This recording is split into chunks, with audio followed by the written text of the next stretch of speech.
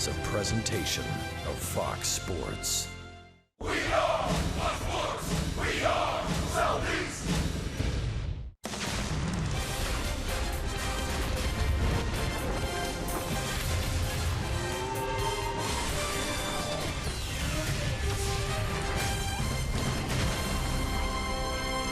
It's time for Braves baseball. Atlanta will try to get back into the win column. They are welcoming the Cincinnati Reds to town for game one of a 4-game series. It's a red-hot night for ball, and the ball should be flying at Turner Field as two youngsters try to break into the win column for the first time. Hi again, friends. Chip and Joe along with Tom Glavine. We've been scrambling before the ball game tonight, and we'll see who comes out on top in this series where something has to give. At least, fellas, that's what the producer told me before the ball game tonight. Yeah, that's the word anyway. Right. So we'll see how that all plays out. But certainly something has to give. We got two teams here tonight that kind of are mirror opposites, so to speak. You see on the Cincinnati side, 7-20 road record, tied for worst in Major League Baseball. And for the Atlanta Braves, at home, 7-25, the worst home record in baseball. Continuing on with the Cincinnati Reds, 5.5 ERA, worst in Major League Baseball. And for the Braves offense, who will try to take advantage of that, they're averaging 3-point runs per game, which is the fewest in the major leagues. Tom. And lastly, 105 home runs allowed by the Reds pitching staff, the most in Major League Baseball. And for your Atlanta Braves, 25 home runs. That's the fewest home runs hit in Major League Baseball. So as the title says, Chip, something's got to give. Sounds like a titanic struggle. It's the Braves, it's the Reds. Game 1 of 4 here at Turner Field on a hot night here in Atlanta, Georgia. When we come back, we'll talk with Braves general manager John Coppolella. We'll break down the draft. He'll talk with Kelsey Wingert about that right after this.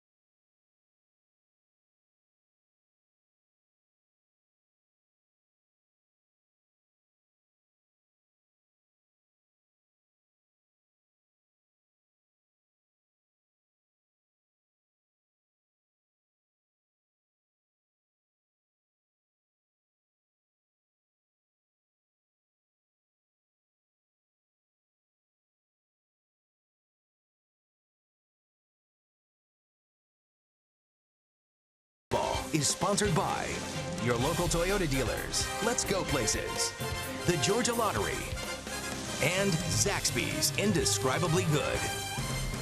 We are gearing up for game one of a 4-game series of the Braves versus the Reds here at Turner Field. But I want to take us back a couple of days to the MLB draft, where the Braves are getting incredible reviews from MLB experts all over the nation about how good they did in this year's draft. And they're not just referring to those 3 arms they got in their first 3 picks. That's going to lead us to our T-Mobile greater coverage of baseball. You see the first 5 picks there. Those 3 were the first that I said, those high school arms that they picked up with their first 3 picks. But the one that I'm most excited about, Brett Cumberland. He was the Pac-12 Player of the Year, a switch hitter who has been that college bat that people are wanting to see. Of course, we're not going to see him up here for about 2 or 3 years, but I was able to sit down with GM John Coppolella on how he thinks that they did in this year's draft.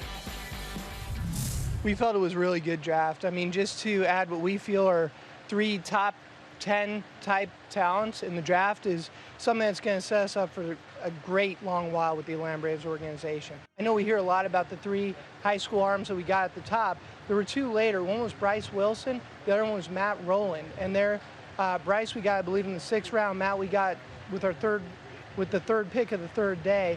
And they're both kids that we feel have big arms and bright futures for us. So we're really excited about it. We need to get back to winning games. I mean, just what our fans are going through now and what we're all kind of suffering through now is something temporary. We're trying to build towards something special, and we think with this draft is going to further help make that happen. So we have game 1 of the Braves versus the Reds here at Turner Field. Aaron Blair on the mound for Atlanta. We have Chip, Joe, and Tom joining us with the starting lineups and first pitch right after the break.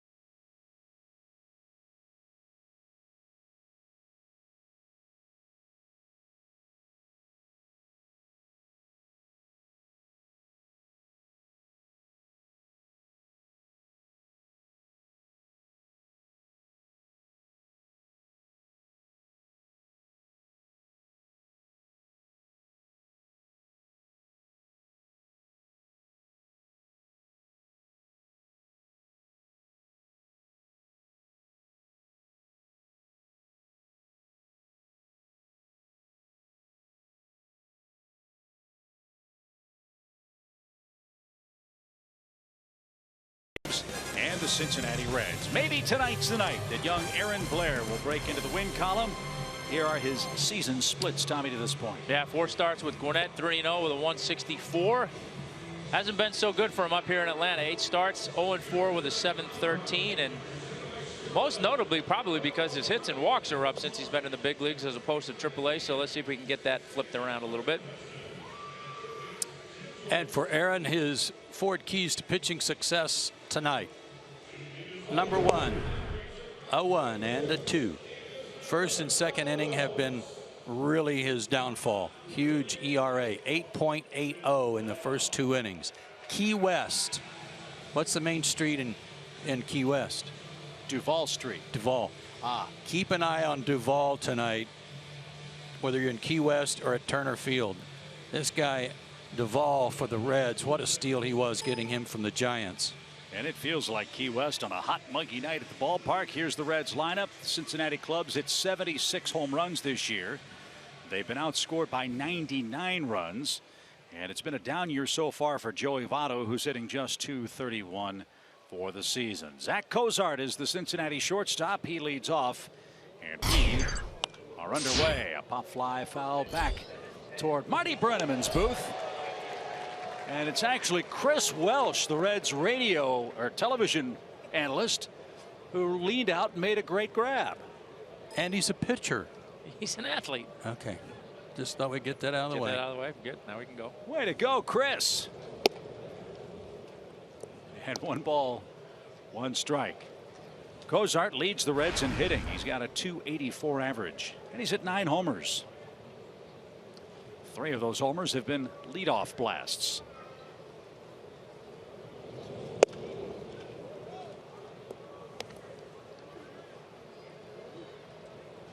As Joe said, a good start is critical for Aaron Blair in the early innings. And to dovetail off of that high ERA in those first 2 frames, in Aaron Blair's 8 starts, the Braves have scored a grand total of 6 runs for him. Yeah, that's a problem. He doesn't have a lot of wiggle room, but he was the pitcher of record. His last start, he had the lead, came out with the lead, but he hadn't pitched the required 5 innings. Yeah, 4 1/3, gave up only 2 runs. Against San Diego, Yep. 86 pitches. As he's battled back to run the count full for Zach Cozart. And it missed inside. Leadoff walk. And that brings up first baseman Joey Votto.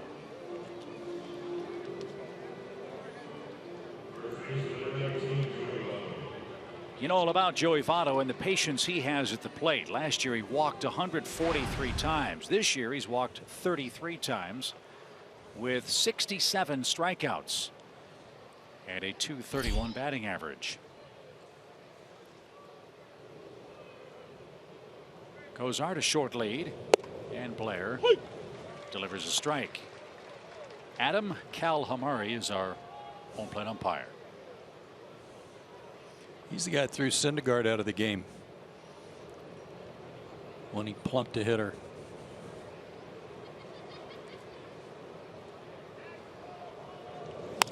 Votto yanks it foul, and he's behind 0-2.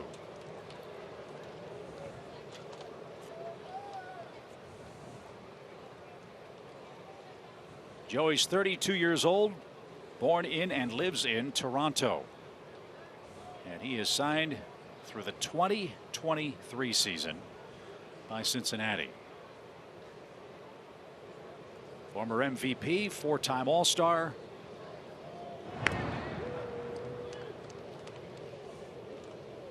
And one of the best hitters for average and on base hitters in the major leagues the last 7 or 8 years. No balls, 2 strikes. Here are those numbers I was referring to with Aaron Blair at the beginning of ball games. His ERA, first 2 innings pitched, only 2 guys higher, Pineda and Alfredo Simon, with the Reds, who I believe has been moved to the bullpen out of their rotation. Yeah, like you say, when you're not getting many runs in support, putting yourself in a big hole.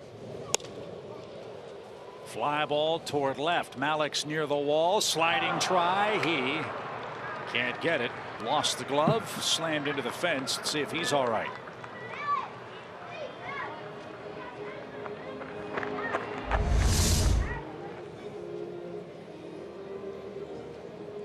My biggest fear and my biggest complaint about outfield pads is that they don't go all the way down to the warning track. And on plays like this, guys are going to risk broken ankles, kneecaps, whatever, sliding into that concrete under the padding. You guys remember Bill Miller? Yeah. Third baseman with the Red Sox and the Giants and the Cubs. That's exactly what happened to him one year. As Votto swings and misses, Blair got him for the first out. Bill Miller was on his way maybe to a batting championship with the Cubs. Slid under the padding, fractured his kneecap, and was lost for the year several years ago. Good changeup there. Real good changeup. Good movement, good speed, good location.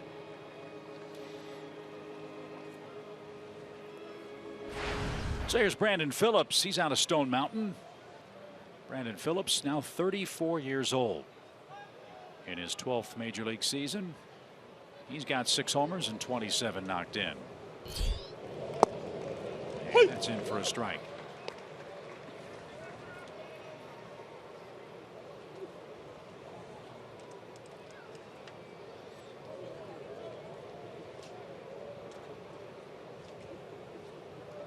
Phillips has another year left on his deal with the Reds. And he takes downstairs. A lot of talk about the Reds maybe moving him before the trading deadline, but he's a 10-5 guy, has a lot of say as to where that move might be if something came along. Yeah, I think he'd be a guy that a lot of teams would be interested in. Phillips has hit 10 or more home runs in 9 of 10 seasons since coming over from Cleveland in a just great trade for the Reds.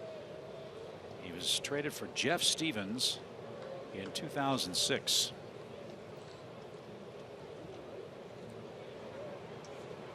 Phillips has hit 186 homers as a Red. This one's popped up. Freeman gives chase over near the Braves on deck circle, and right in the center of it makes the play. Phillips pops out, and 2 away for Jay Bruce.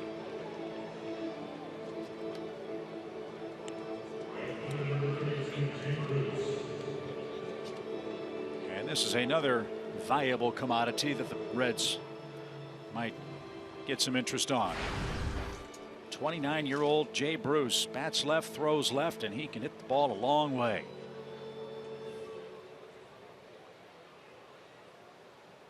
"14 homers, 44 runs batted in." That latter number, the 4th highest total in the National League.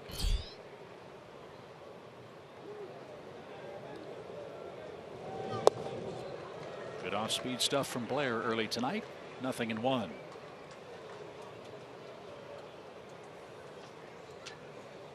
The Reds are 10th in batting average as a team, 8th in runs scored, 5th in homers. They've struck out in the top 5. Middle of the pack in stolen bases.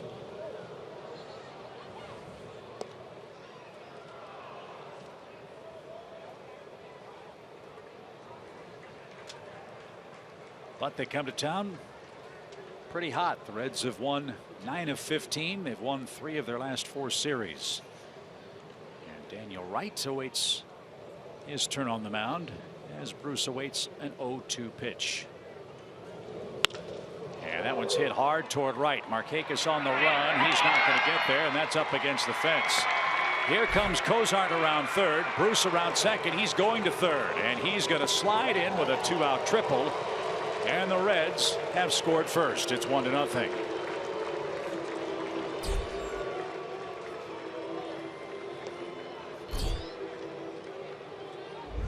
Normally when a left-handed hitter goes out around a pitch like that, it hooks. This ball actually started to slice a little bit away from Nick Markakis. Yeah, Nick just couldn't catch up to it. Seemed like the closer he got, the more it kept running away from him. But Aaron made a mistake on the fastball previous to that. Bruce fouled it off to the left-hand side and tried to go back in again. Left it over the plate again, and he didn't miss that one. How many of you had Jay Bruce leading the major leagues in triples in mid-June? Not me. Me neither.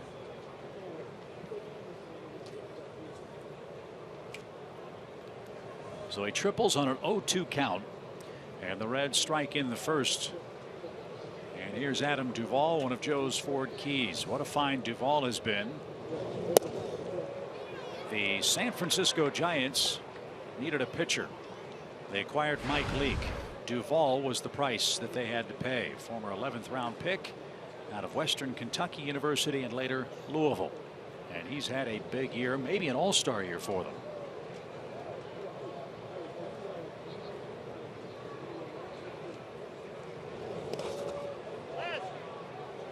No swing. 2 balls and a strike.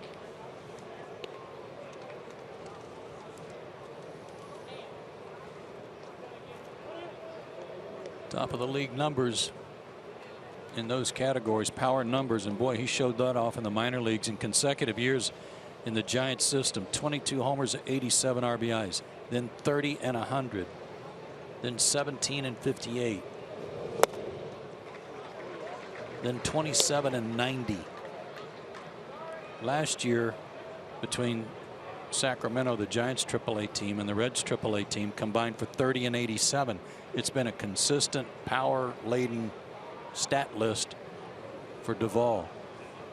And now Leake, a member of the Cardinals, and with all the injuries in their outfield, one of the things the Giants are looking for is an outfielder. As Duvall hits this one a mile down the left field line, and that one hit the foul pole. Right at the top, I might add. A towering 2-run homer for Adam Duvall. And the Reds with 2 big 2-out hits, both with 2 strikes, continue the first inning miseries for Aaron Blair. It's now 3-0. Well, the 2 offensive guys that we talked about coming in, and mislocation with the fastball again. Boy, that was a short, quick stroke that hit at the absolute top of the foul pole.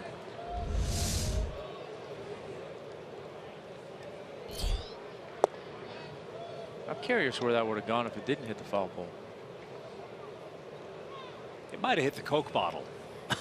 No, I don't think it would have gone that far, but it was so high, I just figured again, I thought it was going to be a ball that would drift or hook foul. I lost it. But the third base umpire, Jim Joyce, signaled home run immediately as Eugenio Suarez digs in. He's the former Tiger, and he's hit 13 homers. Just so you know, Chip, you lost it about a month ago, but I didn't want to say anything. Oh. You know, I'm hearing that a lot. I'm not sure why. The pitch to Suarez is a little low. 3 balls and a strike.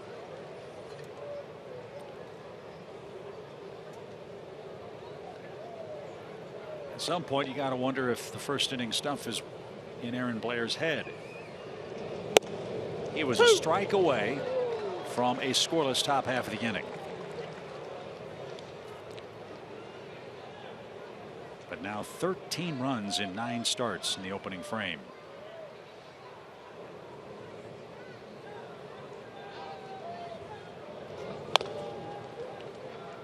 That's foul, and Suarez a 3-2 count.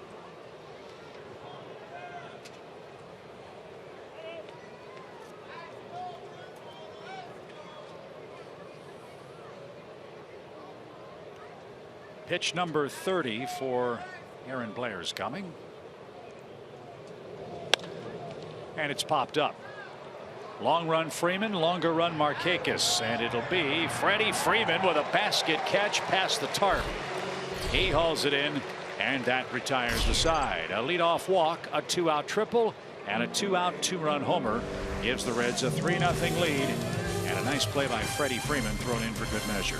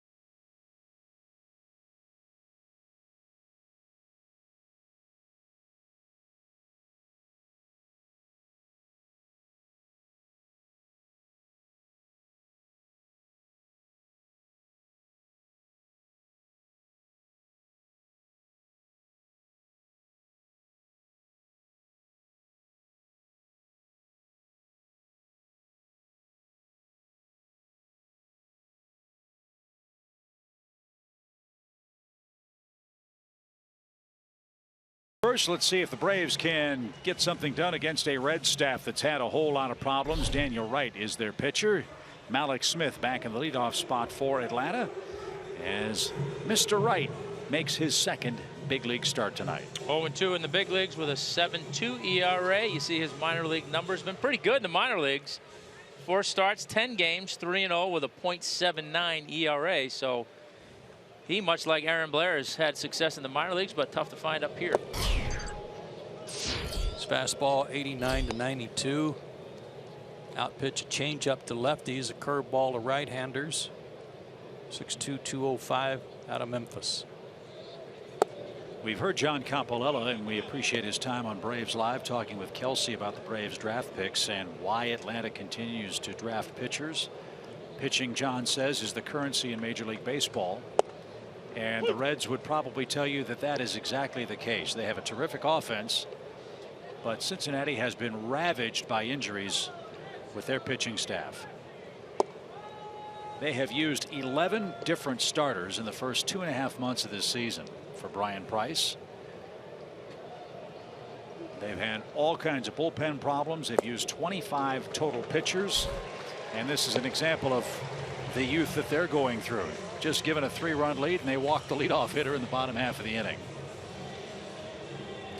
So hopefully Atlanta can feast on an inexperienced Red starter tonight. Here's how Brian Snitker lines him up. Ender Inciarte swinging a hot bat. He'll hit behind Malik Smith. 4 lefties at the top of the order. A.J. Pierzynski, Jace Peterson in there as well, and Aaron Blair will pitch in bat ninth.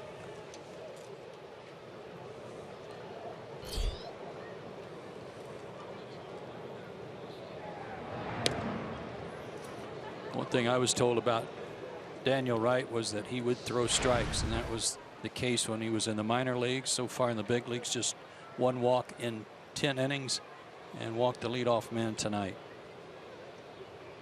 Not his usual. Got that one over for Inciarte, who's the Braves' hottest hitter right now.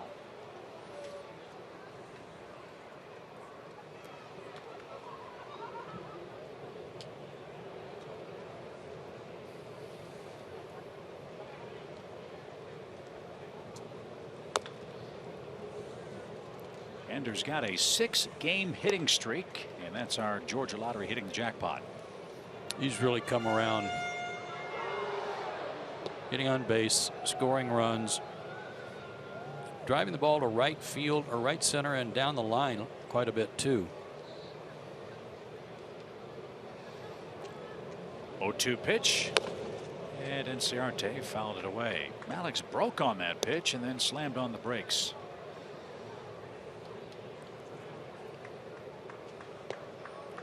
The Reds have a couple of pitchers in their minor leagues that they are chomping at the bit to get up here. Robert Stevenson and another kid named Cody Reed that they got from the Royals in the Johnny Cueto deal. It is assumed that all they're waiting on is this Super 2 date to pass in June where they can call them up. They've been raving about them. No balls, 2 strikes for Ender Inciarte. Smith spun his wheels and will stay at first. 1-2 your count. Yeah, somebody very sarcastically made a point about that when Jameson Taillon was coming up for the Pirates. They said, wow, isn't it amazing that on June the 2nd everyone thought that Jameson Taillon could get major league hitters out. But that's the business side of baseball, more so than the talent side. 1 ball, 2 strikes.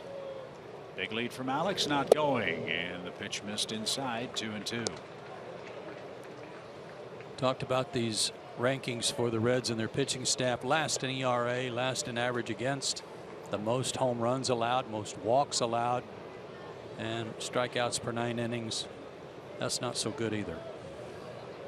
Now the runner goes, and a shot past Cozart, who is covering the bag, and Malik Smith is on his way to third base.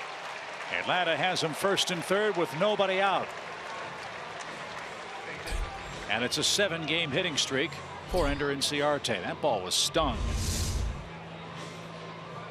Zach Cozart, one of the better fielding shortstops in the National League.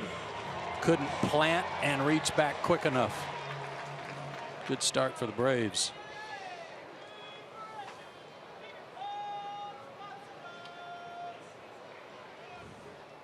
An RBI chance now for Freddie Freeman, who has 18 of them.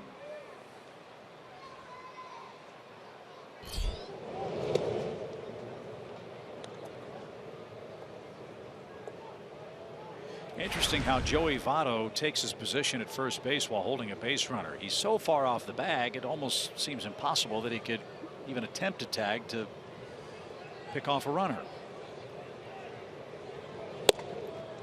And now Tucker Barnhart out to talk with Mr. Wright. Yeah, we'll see if he does that with a right-handed hitter, Chip.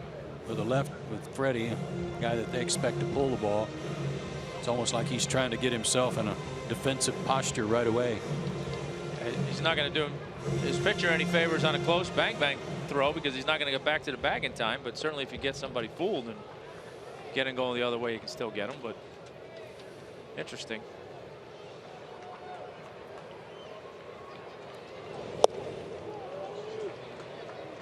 One ball, one strike.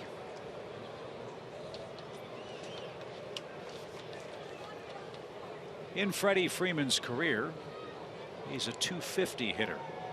A couple of homers, 14 RBIs. And that just missed. 2-1.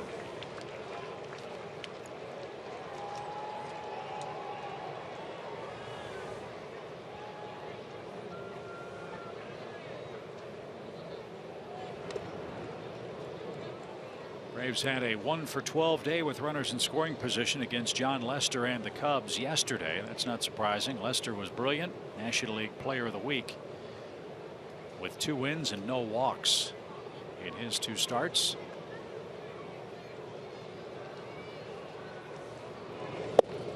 Freddie didn't get that. It's 2-2.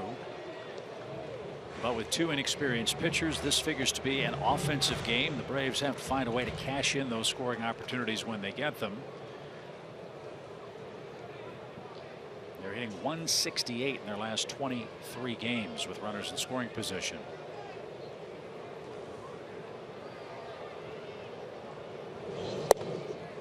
This was a situation over the last 2 or 3 years where Freddie was automatic.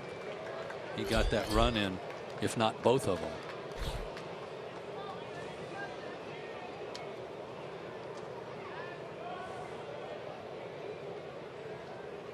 Fifth lowest average with Risp. And that's a stat that Freddie takes great pride in. He'd be the first to tell you this is why he's hitting third in your lineup. It's been a struggle from the get-go for the Braves first baseman. Maybe he can break out of it here in the first. 3-0 Cincinnati.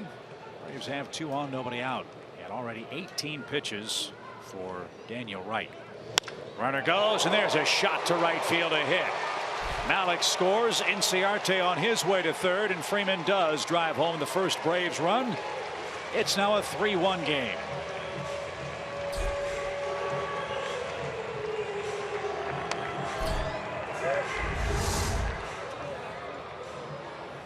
Fastball with a lot of the plate. Good swing by Freeman, one of his best swings of the homestand.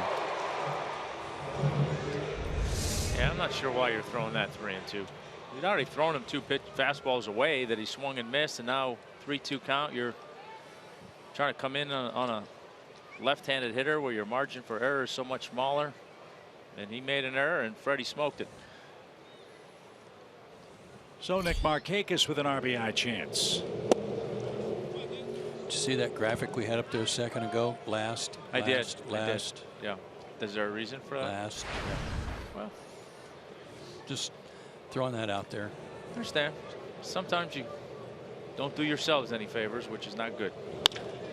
Ground ball to second. Phillips will flip to Cozart, and that'll be a double play. It does score Ender Inciarte to make it a 3-2 game. No RBI from Markakis. And Adonis Garcia's coming up.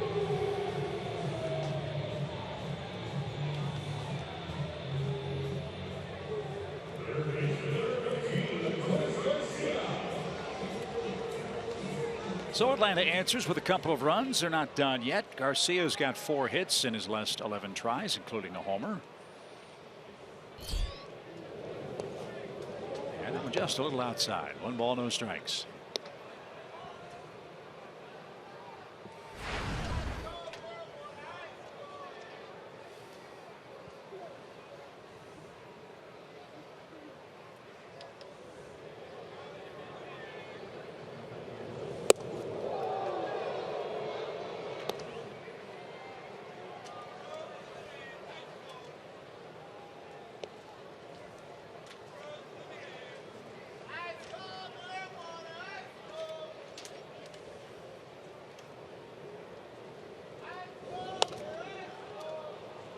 That's ripped out of play. 2 balls and a strike.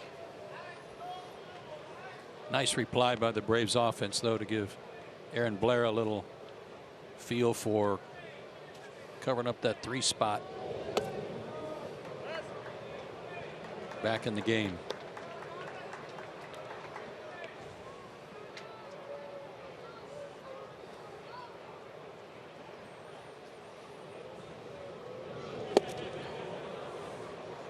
Full count.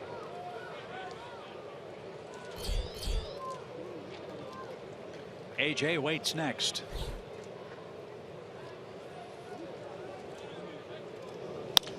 And a ground ball to Cozart. He's got it, and his throw to first is in time. We're on a 27-18 pace. It's 3-2 Cincinnati. We head to the second.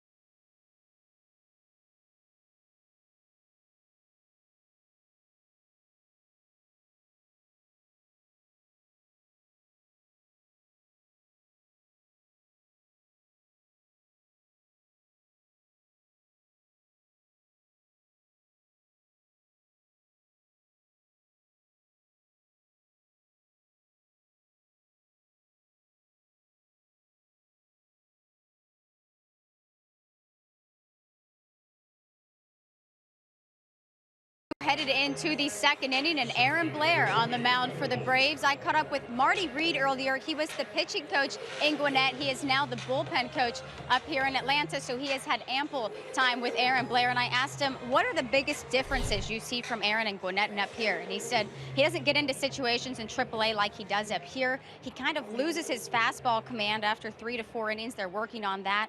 And he says that when he gets in a tough situation, he tries to do too much rather than backing off. But he said they're working on all of that, and he kind of reminds him of Julio Teheran when Julio was growing up through the minor leagues and making a name for himself in the majors. So if that's any sign, guys, it's looking pretty good. All right, Kelsey, thank you very much. This is Tyler Holt, who tries to bunt. Tommy, does that sound familiar at all as you started your big league career? Yeah, I mean, fastball command obviously at this level is huge. You know, it doesn't matter if you throw 95 or 85, you've got to pitch off your fastball. You have to command your fastball. So that's number one. And you know, that trying to do too much when you get in trouble, I think, is typical of all young players. That notion of slowing the game down is a hard thing to get. Up and in to Tyler Holt. 1 ball, 1 strike. Strikeouts are down at this level. Walks are up. Holt is starting in center field for the Reds. because Billy Hamilton is on the 7-day concussion disabled list. He injured himself sliding into third base on the just completed Reds homestand. So tonight we see 27-year-old Tyler Holt with 6 RBIs. 2-2. You know, sometimes too at this level your walks don't generally go up because you forgot how to throw strikes. It's kind of a combination of things. The hitters up here don't chase pitches as much as they do in the minor leagues, and a lot of the hitters up here will spoil your good pitches and force you to do it again, whereas you don't have that a lot of times in the minor leagues, and learning how to deal with all that is a process as well. Swing and a miss. There's a good start for Aaron. 91-mile-an-hour heat. And Tyler Holt is retired. Blair's second strikeout. As we've seen, Tommy, the ability of big league hitters to foul off good pitches consistently cranks up guys' pitch counts too. Absolutely. And that's something that I think guys have, you know, even though we talk about the strikeouts and they're up and whatever, it seems like you see a little bit more of that in today's game where guys are trying to do that. You know, spoil that good pitch, make that guy throw another one. Now their swing doesn't necessarily change much with 2 strikes, but they're finding ways sometimes to spoil those pitches. This is Tucker Barnhart, the Reds catcher. He was thrust into everyday duty when Devin Mesoraco tore up a shoulder and had shoulder surgery. He's done for the year, so Barnhart by default has become the #1 man behind the plate. He's hit a couple of homers. He's driven in 10. And to make matters worse for the Reds, with all of the pitching changes that they have had to make, Tommy, they've had all kinds of problems putting their lineup together. Yeah, it was crazy in their notes. April 11th has not been a good day for the Mets. I mean, the Reds the last couple of years. Both of those years, things started to happen. Back-to-back strikeouts, 2 out. Good job expanding the strike zone there. But last year, the Reds only used their lineup. Their opening day lineup was on the field 5 times last year. And this year, they've been together. I'm sorry, it's 4 times last year. This year, it's only been 5 times. So, and it's both years started on April the 11th. So when you're not being able to put your regular lineup out there, it's tough. Right pops it up center of the diamond. Who wants it? It'll be Adonis Garcia coming in. He's got it. And a 10-pitch inning for Aaron Blair. Boy, did he need that after throwing 29 in the opening inning. 1-run game for the Reds. We'll see what the Braves can do in the second next.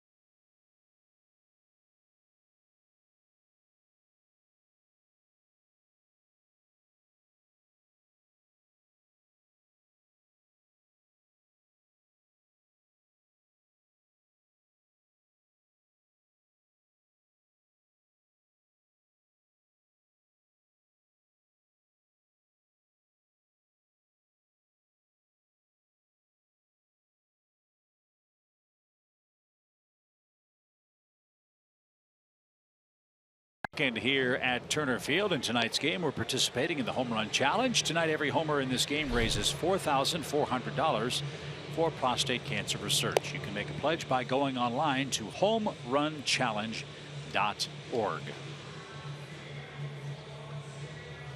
And on a hot night in Atlanta, it's been hot this whole homestand. Ball has been traveling here at the TED. We'll see what happens between the Braves and Reds here in game one.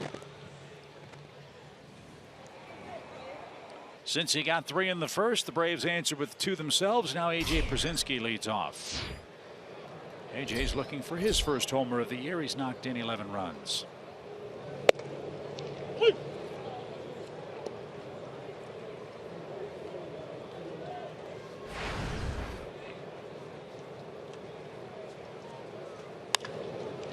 Popped up left side. Duvall in a few steps, and he's got it. AJ's retired, 1 man down. And here's Jace Peterson. Jace had an extended stay down at Gwinnett. He started 26 games at AAA. He hit 186 and scored 8 runs in those 26. But since he's come up in brief playing time, he's been on base a lot. And is hitting .224 for the year. Yeah, 3 for 5, couple of walks. Doing a good job down there at the bottom of the order to get on base.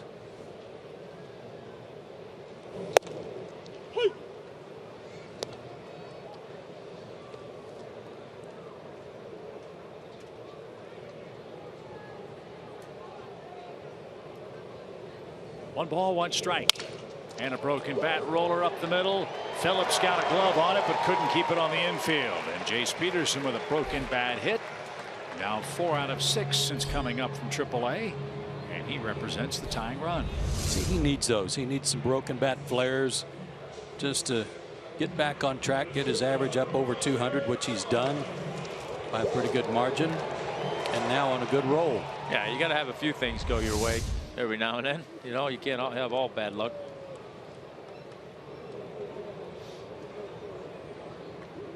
Eric Ibar is back from his bruised foot. He was hit by a pitcher, recall. And now he lines one over first. That's headed for the right field corner. Jace around second, on his way to third. He's around third and getting waved. Bruce gets it back to Phillips. On his way to third is Ibar, and he's going to be out. But it's a double to tie the game at 3, and Ibar is 7th RBI.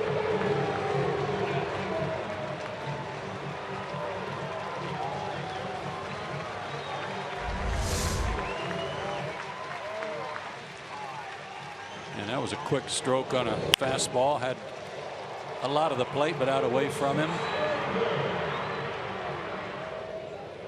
You know, watching him run and going home to third, I think he was still favoring his foot a little bit. May have slowed him down. So Daniel Wright has surrendered a 3-0 lead. And Ibar ties it up with a double. Blair bounces it toward Phillips. Brandon to his right, sets his feet and throws a strike. And that will retire the side. 1 run, 2 hits, 3-3 is your score. Top of the Reds order coming up. A shootout on a hot night in Atlanta.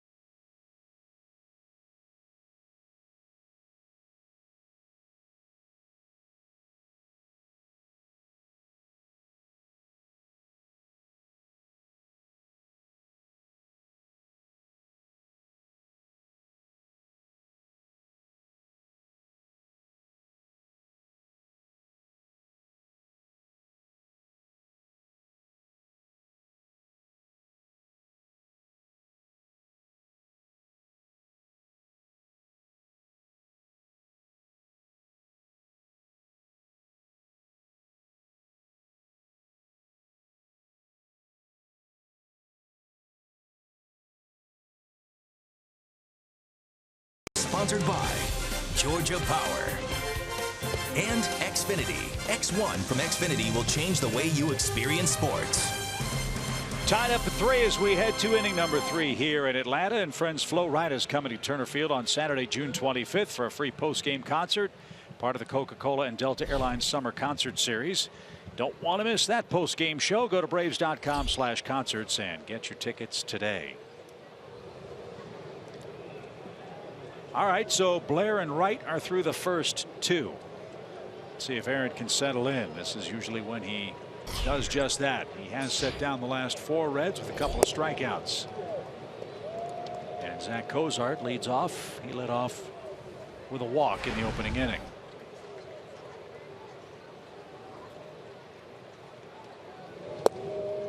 This is another guy whose name's been floated around a little bit leading into the trading deadline, which this year is August 1st, not July 31st. But he's gone a little cold. He got off to a hot start, but he's cooled off some.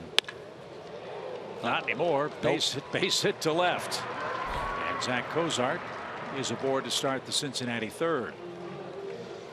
He had been 3 for his last 23. Well, the Reds are just happy to have Cozart back. He was out with a right knee injury last year, missed most of the year, tore the ACL and the lateral ligaments and the biceps tendon in his right knee running the bases. Wait a minute, his what tendon? It's called the biceps tendon in the right knee. Really? I've never heard of that. I was going to say he blew out his knee and his shoulder all in the same play. Yeah. Page 79, that's what it says, unless he fell and tore the biceps tendon too. But I'd never heard of that. And only 53 games for Zach Cozart last year. Joey Votto struck out his first time and is now in a 1-1 count. Sounds like a trick question in an anatomy class, right? Yeah. Cozart also tore the Tommy John ligament in his left elbow in 2011. So he's the $6 million man. They've put him back together, and he's had a good year. Bouncing ball foul at first, and Votto now a 1-2 count.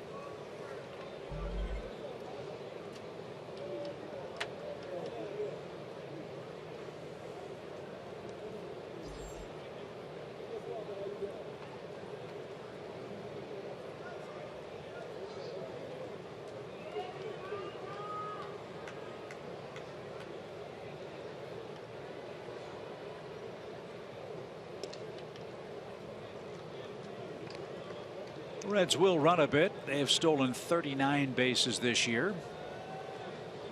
They've been caught 23 times. Cozart's tried only 2 steal attempts. Votto's got a big hole right side. Semi shift on for Atlanta. Ibar almost behind the second base bag and playing Joey up the middle. Garcia's well off the line at third.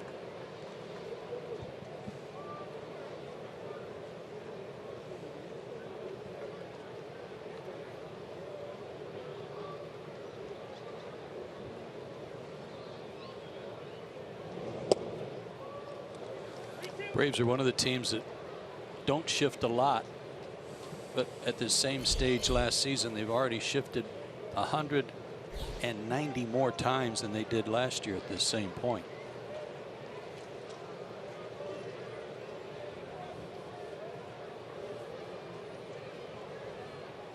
Runner goes. Votto fouled it away. Well, he had the stat earlier this year that all the shifting that's gone on in baseball 6-7 years ago, there were about 2,500 shifts in Major League Baseball combined. This year, Major League Baseball is on pace for about 30,000 defensive shifts.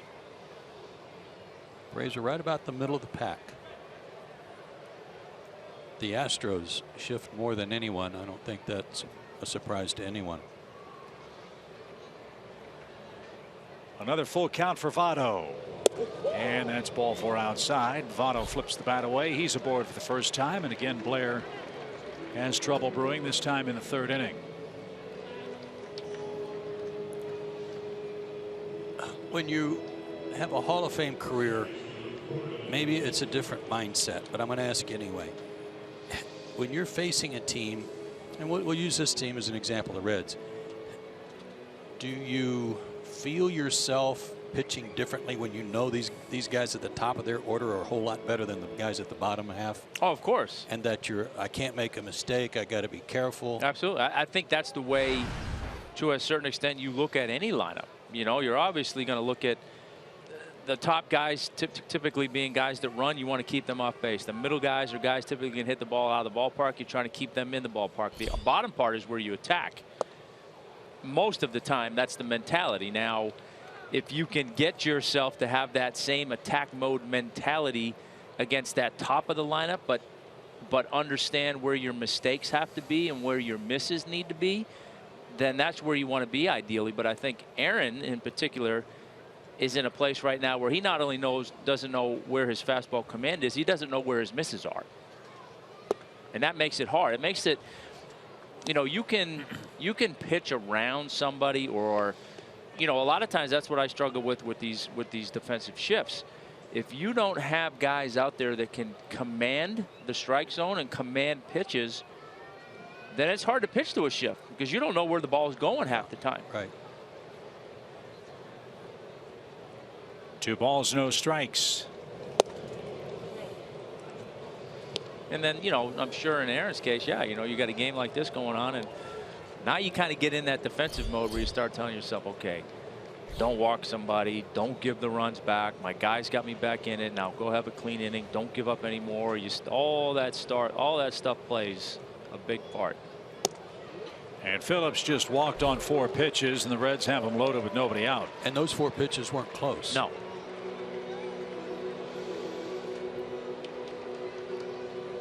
So do you want clarification on the bicep and the knee? Please. Okay.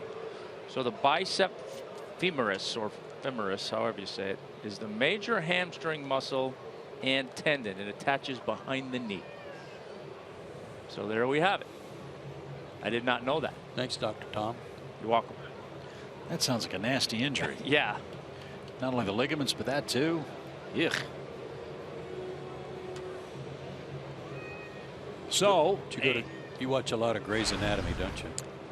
I don't. That's just my good friend Dr. Chandler giving me a little information. You know, he likes to listen in. Yeah. Wish he was here. He could have given us a on the spot description and show us and then hug us when we were done. You definitely get a hug. We might need one. Bases loaded, nobody out. And in the dirt.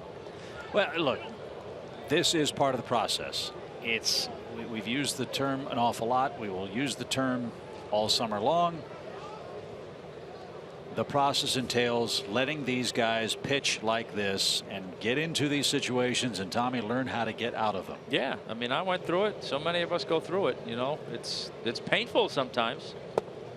You know, but like we've talked about, so long as you know you have an individual on the mound or an individual in the batter's box that can handle the struggles, then this is far better than going out and, like I said, having success at the AAA level. Now, if you're not making, you know, if you're not making incremental improvements here, then yeah, you have to go back and get your game back and get your what have you back. But if you're, you know, making incremental steps every time you go out there, then to me, again, that's so much more valuable than just going down and having success at the AAA level. For me, Aaron's had success at the AAA level. He knows how to do it. Yeah.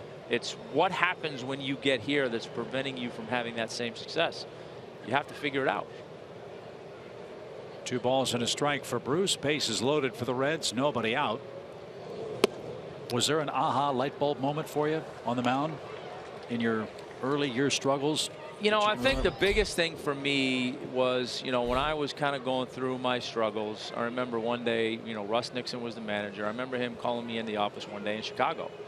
He said, look, you're getting the ball every 5 days. We don't have anybody better than you in the minor leagues. So go out there every 5 days and pitch. And you're going to get the ball every 5 days until you show me that we can find somebody better than you. So I think psychologically that lifted a big burden off of me of not looking over my shoulder every start, going, oh, am I going to get sent down? You know, when's somebody going to come get me? But then from that point on, like I said, it was about keeping your expectations realistic, and it was just get better every time you go out there. Do something a little bit better every time you go out there. 3-2 for Bruce.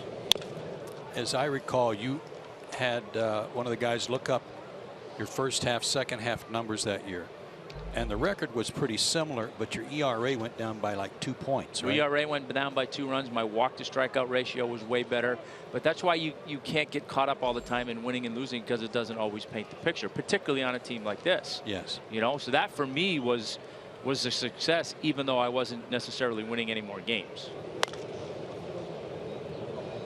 And here's that point about maybe making quality pitches that get fouled off by good major league hitters. Big battle here with Bruce. Atlanta's bullpen is busy. Ryan Weber was just called up today. He takes the roster spot of Eric O'Flaherty, who was put on the DL with a knee strain.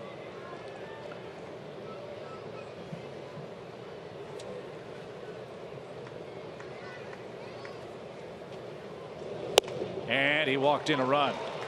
3 walks in a row. Jay Bruce has a 2 RBI game. 46 for him now. Cozart comes home. Votto's at third, Phillips at second, and Cincinnati's back in front. And here's Duvall, who hit that towering home run off the top of the foul pole his first time up.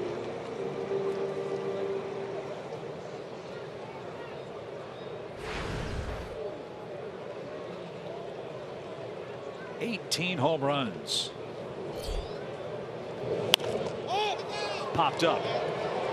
That one, however, will reach the seats.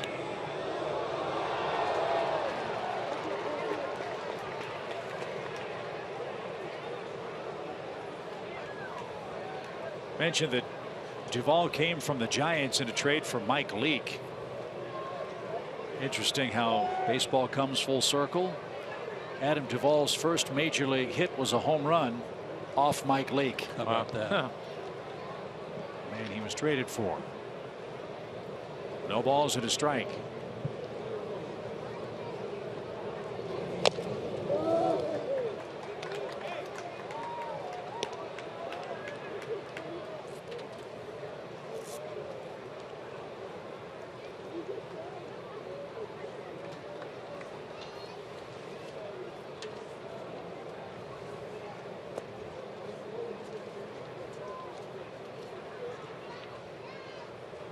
Nolan Arenado of the Rockies is the National League leader in home runs. He's got 19.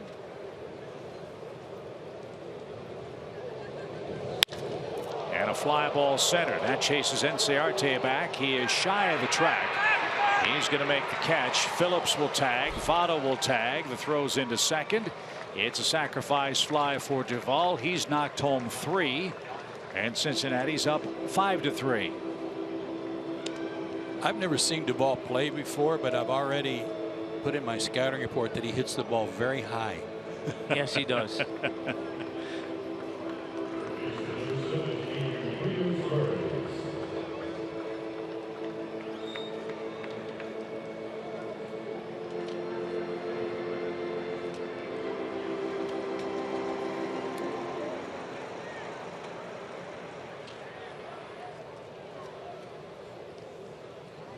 So Eugenio Suarez, the Reds' third baseman.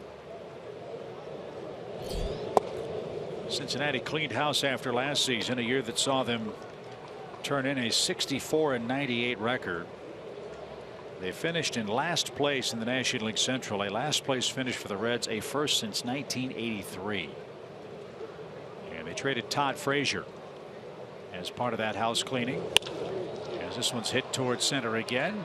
Brandon Phillips is at third. He's going to tag after the catch. Here he comes. And it's a 6-3 Reds game.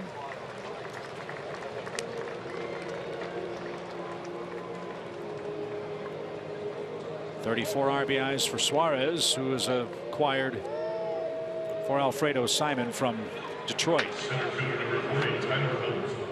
Well, one thing Aaron will learn from tonight, if nothing else, he's walked 4 and 3 of them have scored. The other guy's still on base.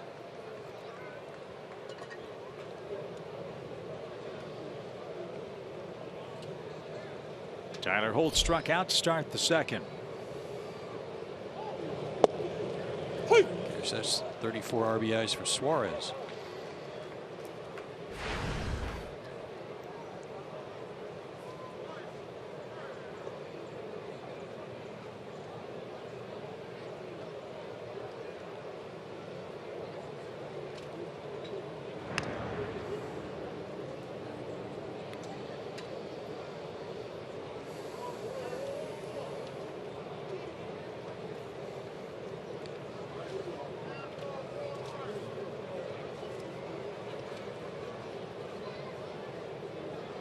Runner at first goes, and the pitch fouled away.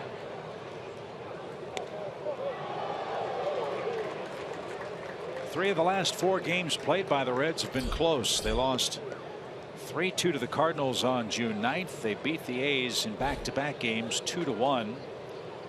Yesterday, Oakland salvaged a 6-1 victory.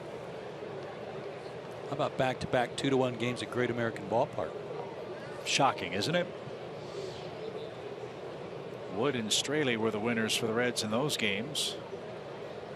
But tonight they've broken out with 6 runs on only 3 hits. And a sinking line drive is handled at second, and that'll retire the side. A single, 3 consecutive walks, and then back-to-back sacrifice flies has given Joey Votto and the Reds another 3-run lead.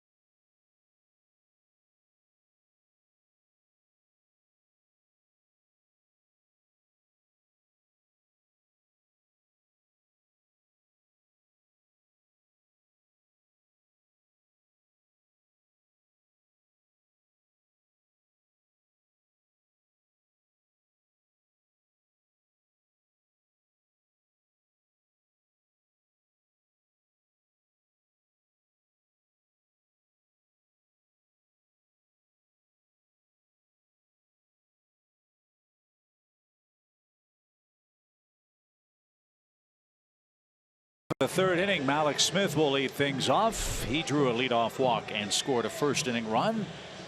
The Reds 6 runs on 3 hits. The Braves have 3 runs on 4 hits.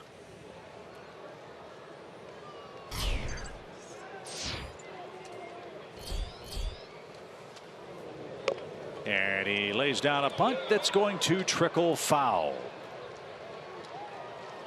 0-1.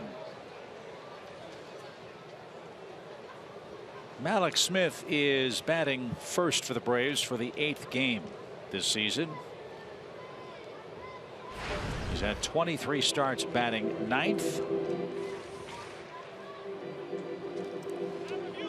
He was kind of funny when he got down to first base, Chip. He was kind of grabbing at his side. I don't know if he did something funny when he broke out of the box or not, but be worth keeping an eye on him. More at his hip. Keep an eye on that. It's a good bunt try.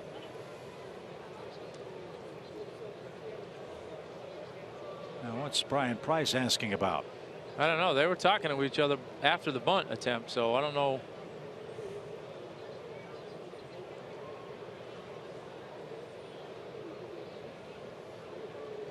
Jim Joyce, the crew chief.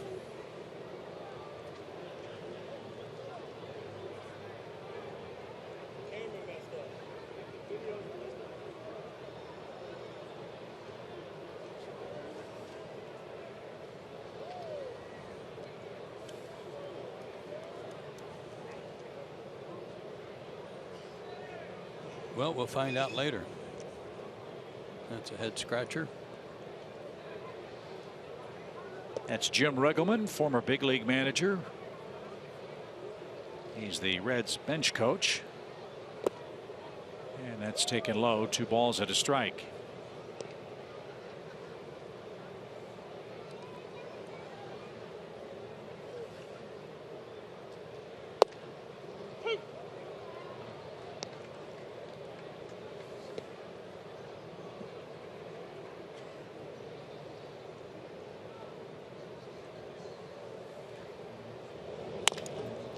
Bouncing ball right side. Phillips has it. Malik's down the line in a hurry and looked fine running to first base. We'll keep an eye on him. 1 out. Here's the bunt attempt, guys, and he does step out of the box. But as we have learned from umpires, you got to have both feet out of the box, not just one. He didn't step on the plate. I wonder if that's what Brian Price was asking about. Well, even so, there had already been a pitch thrown. Right. So any appeal, they had no appeal to be made there after a pitch had already been made. So 1 out for Ender Inciarte. He takes low. Inciarte singled his first time up. Braves had a lot of first and third action in their first at bat. Freddie Freeman drove in a run with a single. Markakis hit into a double play that scored Ender to make it a 3-2 game. Ball 2.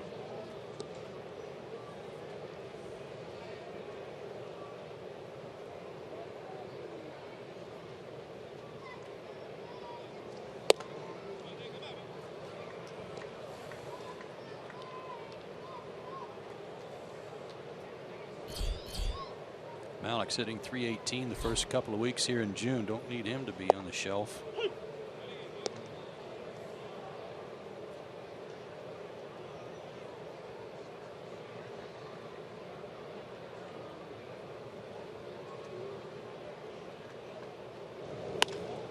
That's hit toward left.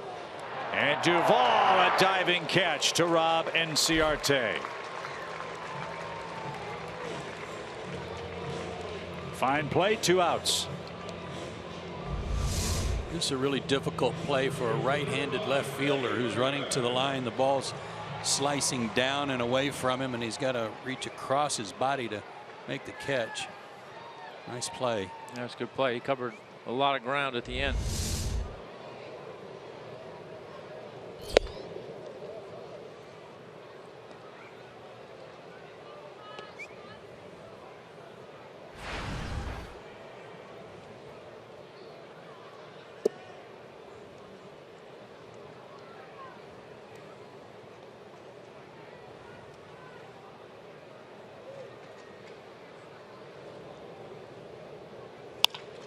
Freddie Freeman has another hit. This one headed for the corner.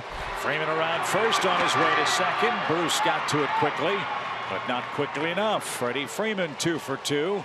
That's his 11th double of the year.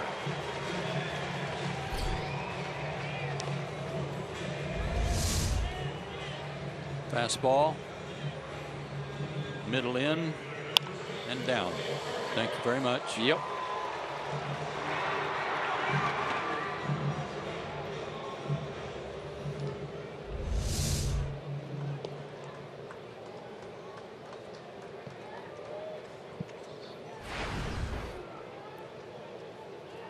Reds have gotten a lot of production with 2 outs, so let's see if Atlanta can do the same.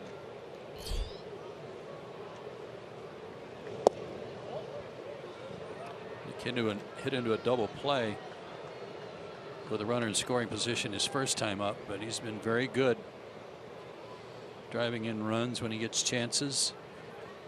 2-out knock here. It'd be nice to get one of those runs back. Nick at .333 this year with runners at second or third.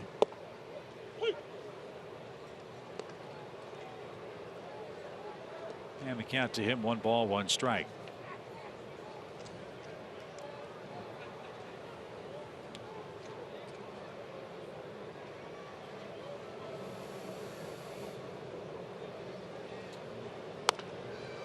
Little pop, and Suarez won't have a play. It bounces on the top step and over the Reds dugout, and Suarez went down the steps.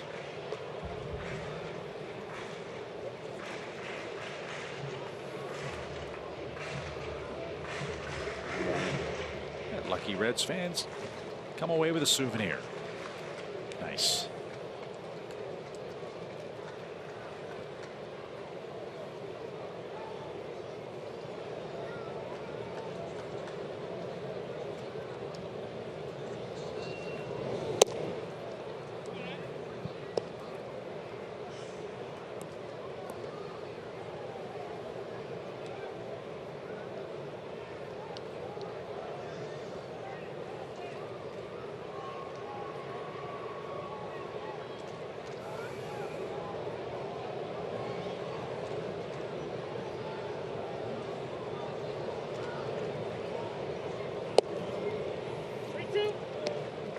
Full count.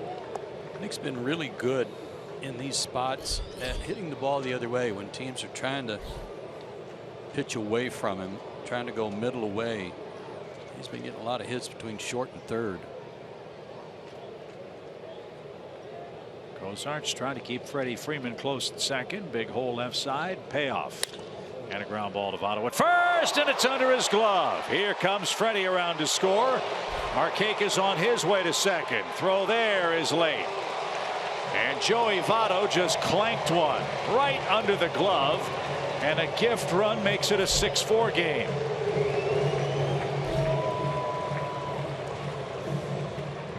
This Reds pitching staff that has struggled all year long is also used to seeing this. The Reds have the worst defense in the National League. They've made 50 errors. By comparison, the Braves with 42. And that one very costly to Daniel Wright. Votto with 4 of the Reds' 51 errors. That's more than any team in Major League Baseball. They were tied with the Cardinals, believe it or not, for most errors in the National League this year. Yeah, it's very uncharacteristic of the Cardinals, but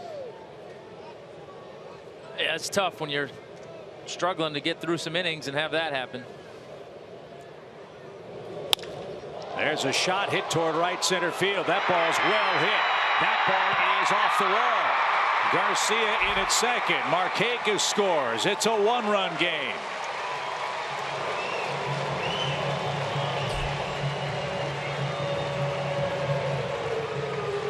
You know, we use the term pitching and defense go hand in hand. How many long innings have the Reds defenders had to endure? Wonder if that has an effect on all the defensive miscues. Well, I mean, it's hard to say that it doesn't. You know, you don't want your guys standing around out there and being out there forever. And if you're walking guys, that certainly adds to it. I mean, guys aren't ready to make plays, but you know, it all does go hand in hand. But you know, we've talked about it so many times. You give teams extra outs, and it's just a recipe for disaster, and the Braves have taken advantage of that. Mark Riggins is the Cincinnati pitching coach. Votto lets one slip under his glove to keep the inning alive. And now the Braves have pulled to within a run. It's 6-5. Pat on the shoulder for the young pitcher, trying to remind him not to let this get out of hand just because the guy made an error behind you. And again, Brian Price and Jim Joyce were talking right at the top step of the Reds dugout.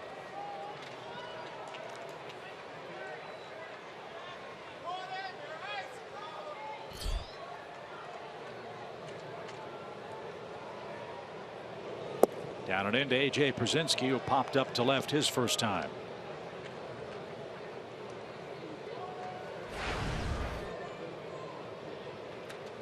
J.C. Ramirez loosening up for the Reds.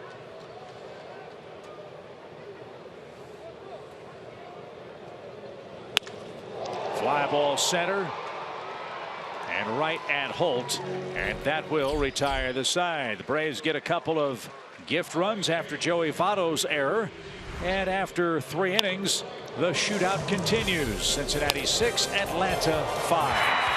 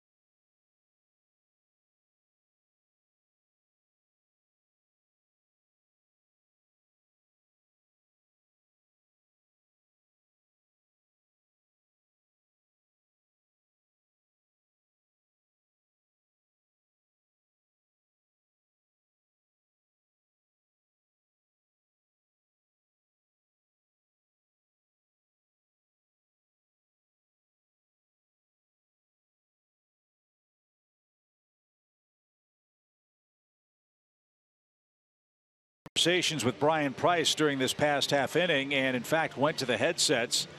We believe that the replay monitor in the Reds dugout is not working, or there's some sort of communication problem with the Reds clubhouse in the dugout as far as replay is concerned. So Adam Hamari went over to the Braves dugout to notify Brian Snitker of that. So from that standpoint, maybe Brian Price is flying blind here in game 1 of the series.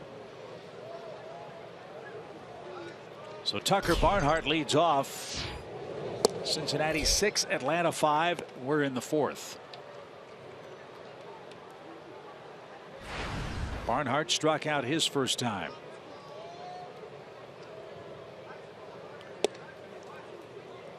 And Blair again falling behind. This might not be the friendliest of conversations with A.J. Brzezinski.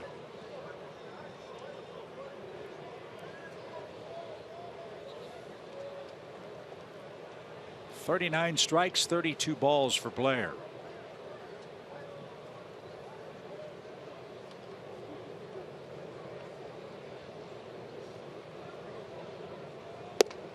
Got the bottom part of the order. The Braves offense just gave you 2 runs to make it a 1-run game. Need a shutdown inning. Yeah, at some point your offense, when you keep playing this yo-yo back and forth, at some point your offense is going to start getting a little deflated.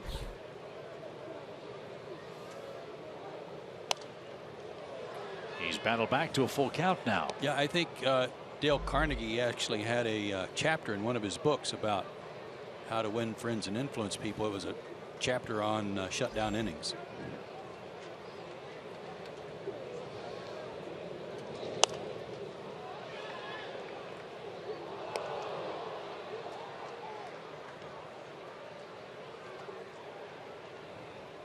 Tucker Barnhart, a terrific defensive catcher from 2011 to 2014. Each one of those years rated the #1 defensive catcher in the minor leagues. And Blair's going to get him with a clean play to first. Nice rebound for Aaron. And there's the first out of the 4th.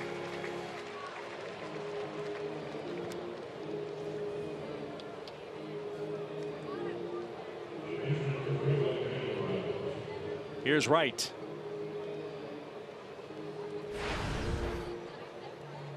The Cincinnati Reds pitching staff has not only had problems on the mound, they've had problems at the plate.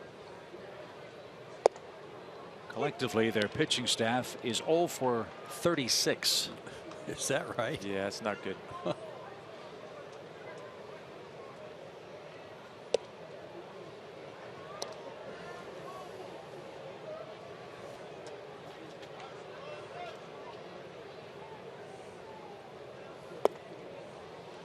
Two balls hit a strike.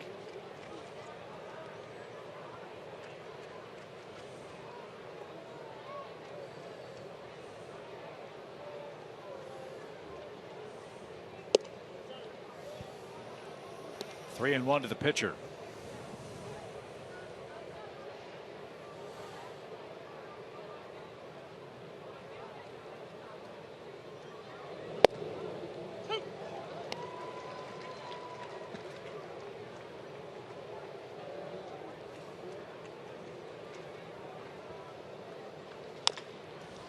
To short, Ibar to his left, hops, skips, jumps, throws, and right is retired.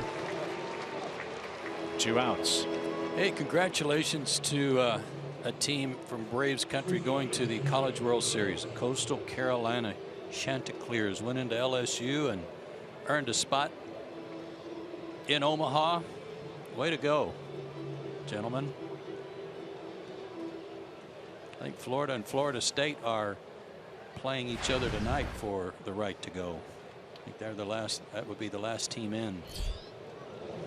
We know who Matt Diaz is rooting for in that game.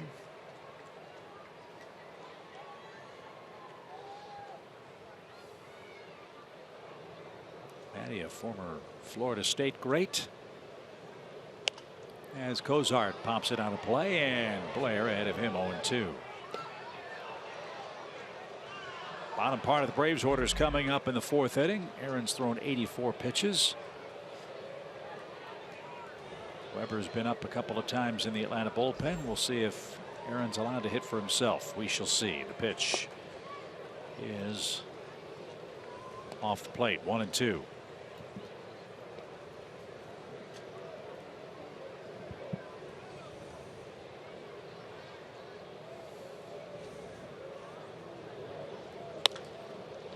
Fly ball left. Malik Smith will drift back, and he will put it away. Aaron Blair has a 1-2-3 4th inning.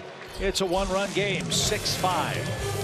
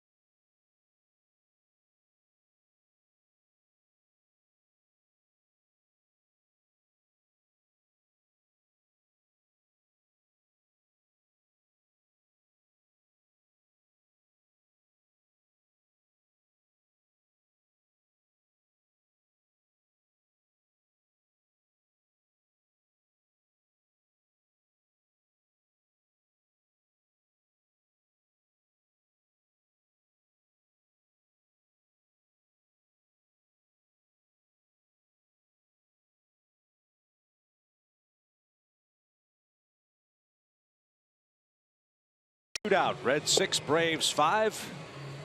Joe Tom and Chip with you here at Turner Field. Let's take a look at our Academy Sports and Outdoors leaderboard.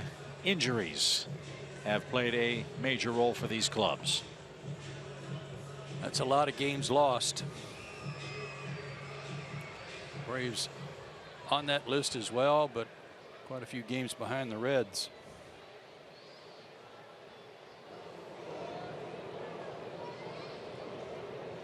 So let's see what Jace Peterson can do. He has singled and scored a run tonight.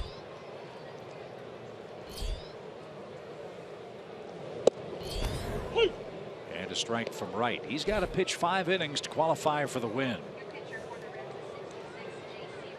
And Wright's already out of the game. It's J.C. Ramirez who's on to pitch. And Peterson greets him with a shot towards center. And Holt's going to make the catch for out number 1. So Wright threw a lot of pitches. 3 innings, 5 runs.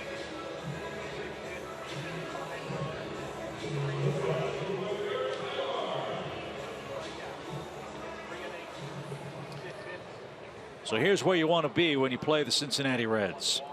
In their bullpen. No doubt. It has been a real struggle.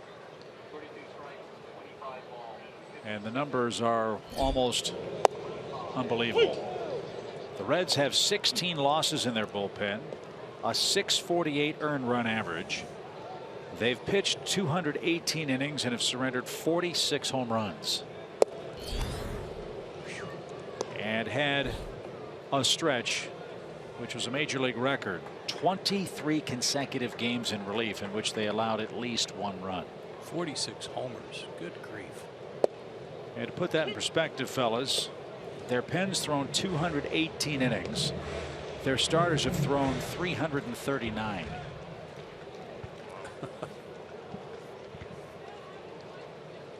So they have been busy and battered. And Ramirez gets the first 2. Ibar rolls out. And 2 are away. And Aaron Blair will continue on. The Braves need him to gobble up some innings and learn some things in today's game. We've seen the Braves bullpen rack up a lot of appearances over the last 2-3 weeks, and there's a cumulative effect there with the hot weather. Yeah, he's a big, strong horse, young guy.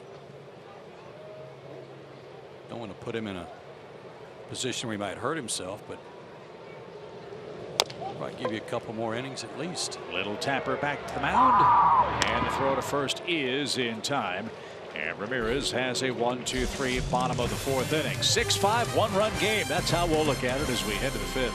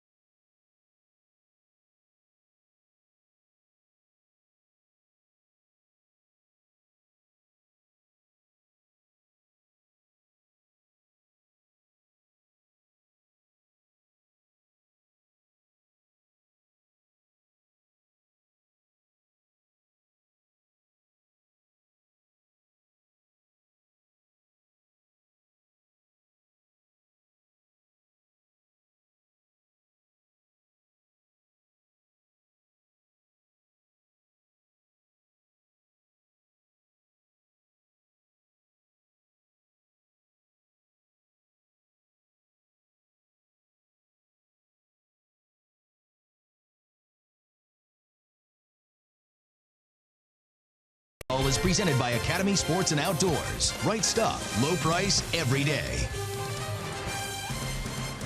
Back at Turner Field, where the Reds lead Atlanta 6-5 after 4 innings. Aaron Blair is back at it for Atlanta. He's got Votto, Phillips, and Bruce coming up. I thought you guys made an excellent point a couple of innings ago about how the top of the order and the bottom of the order has been a very different story for Aaron Blair in tonight's game. First inning, 30 pitches. Second inning, faced the bottom 3 hitters. He threw 10 pitches and had a perfect frame. Third inning, 30 pitches, top of the order. Last inning, 17 pitches, facing the bottom. Here he's got 2, 3, and 4 coming up for the Reds. Some of that's got to go to age-old comment of young pitchers giving the major league hitters too much credit too. Respect them, yes, but you can still get outs.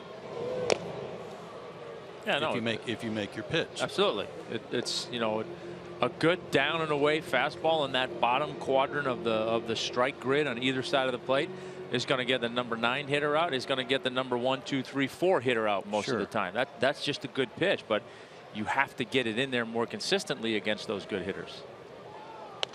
When you were having your side sessions, how much did you work on just working on the bottom of the zone, left and right side of the plate? All the time. I mean, for me, it was that bottom down and away on both sides of the plate. I mean, that was Leo's mantra. You command that down and away strike, and you can do a lot of things. And you know, it worked for us. Good try there, but Votto took it. 2 balls, 2 strikes. Votto is the most selective hitter on this Reds club. I think that's wouldn't you say why they moved him to the 2 spot? If you're going to walk a lot, we might as well move you up in the order and let somebody else drive you in. That was a big criticism of Votto for a couple of years. They wanted him to expand his zone. They wanted him to swing more so that he'd drive in more runs instead of walking. They said the same thing about Adam Dunn for years in Cincinnati too. Different kind of player. This player has a full count again. And Votto into center field, a base hit to lead off the inning.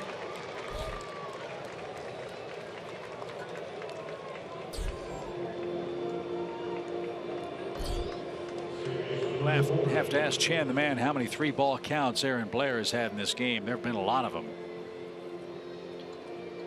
Certainly that's understandable with 4 walks, but he's had to work very hard to resolve at bats. 8 3-ball counts through 4+ innings.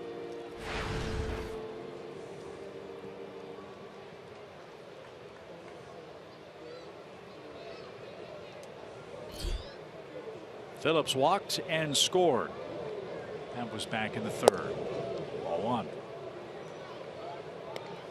Other games, Nationals and Cubs, the big series tonight. Washington leads 1-0. That's Max Scherzer pitching for the Nationals. The Cubs committed 2 more errors in that game tonight so far. Wow. They had an awful time catching the ball here in Atlanta, but still were able to take 2 out of 3. As Joe mentioned yesterday, they had a stretch of 8 games coming in without an error before they got to Turner Field.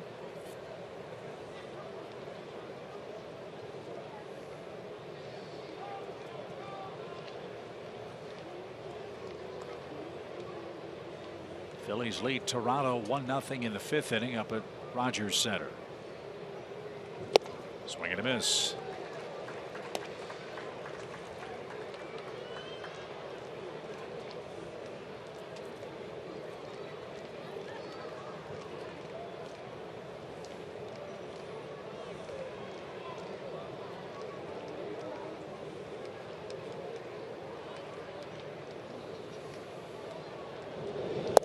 Mentioned Brandon Phillips' home run total earlier tonight.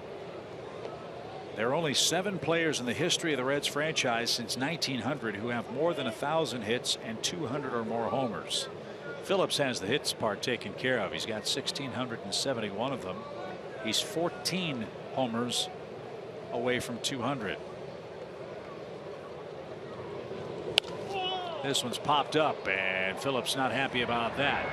Freeman backs up. He's got it behind the first base bag. Turner Field, kind of a special place for Brandon Phillips too, and probably a lot of ways from his playing ability, but also I remember the night he was here sitting right behind the on deck circle as a high draft pick by the Montreal Expos out of Redan High School. And I don't know if he had signed that day or not, but he was wearing his Montreal colors. Well, 2 other Reds have gotten to that 1,000 hit 200 homer plateau. This is one of them. Jay Bruce. Joey Votto's done it as well. The other 5, Bench, Perez, Frank Robinson, Ted Kluszewski, and George Foster. Those 5 retired Reds are all in the Cincinnati Reds Hall of Fame. Yeah, 3 of them on the big red machine.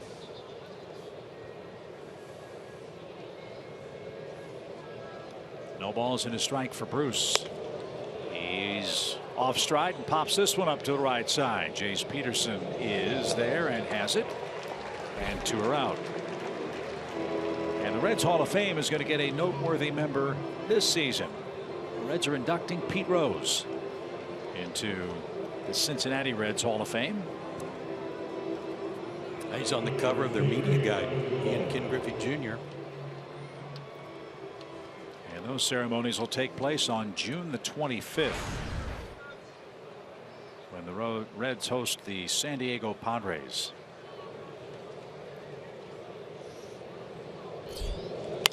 Ground ball to the left side. Ibar's got it. He'll throw to second, and Peterson with a nice stretch to make the play, and that retires the side. So Blair had an efficient 5th inning. Got through the top of the Reds order in good shape, and he keeps the game a 1-run affair. Nice defensive work there. It's 6-5. Top of the Atlanta order coming up again.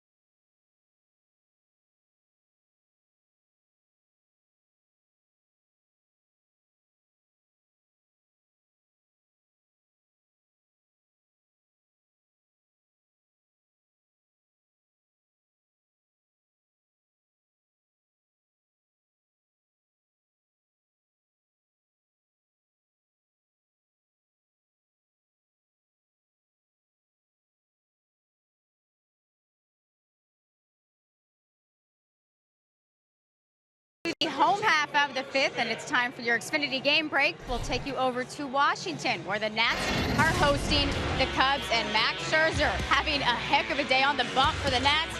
He has a perfect game, going with 9 strikeouts through 5, and that's saying a lot when you're facing the Cubs, guys. He's been here and done that. Sure has. Thanks, Kelsey. Somebody asked him on one of the baseball shows, all right, Max Scherzer, what would you rather do? Strike out 20 or throw a no-hitter? What do you think he said? Say strike out 20. Huh? I said throw no-hitter. Strike out 20. He took the 20. Yeah, he said 20. There was a great picture, I think, in the Washington Post earlier this year. They got Max Scherzer in his Nationals hat, standing at the corner of 20 and K Street.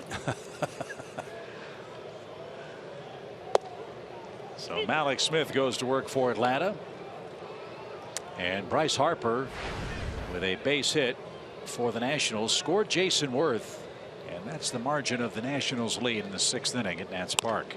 Bouncing ball up the middle, and Malik is aboard.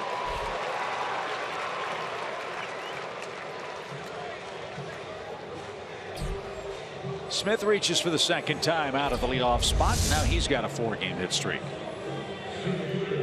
Breaking ball just beat it in the ground and right past Ramirez, who was mad that he didn't field this. Joe, I like that. Have him hit the top half of the baseball. Use his legs. Inciarte, we were talking about that just before Ender started getting hot. He was popping the ball up a lot. All of a sudden, he started getting the top half of the baseball and hitting line drives everywhere. Smith runs on first move. The pitch is strike. The throw to second is strike. And Malix held the bag. Whoa, he slid past but reached back, threw out an anchor with the left hand, and is safely in at second with a steal. Barnhart's caught stealing percentage, a respectable 26%. Good jump. Boy, oh boy. Watch his foot hit the base and turn the base. Hurry up and throw a pitch. Remember, they don't have replay in the Reds dugout. Oh boy. And I think they had the glove on Malix and he was off the base. Yep. Yeah, they could have used replay right there. Now, under the baseball rules, even if the visitors replay doesn't work, the Braves can still use theirs. If the Reds want to challenge a call, they just merely ask the umpires, and the umpires can go look at it. In that case, and Atlanta looked to have gotten a break. 1-1 for Inciarte, who tried to bunt, and that cost him a strike. Addison Russell has just homered for the Cubs. Really? No perfecto, no no-hitter, no shutout.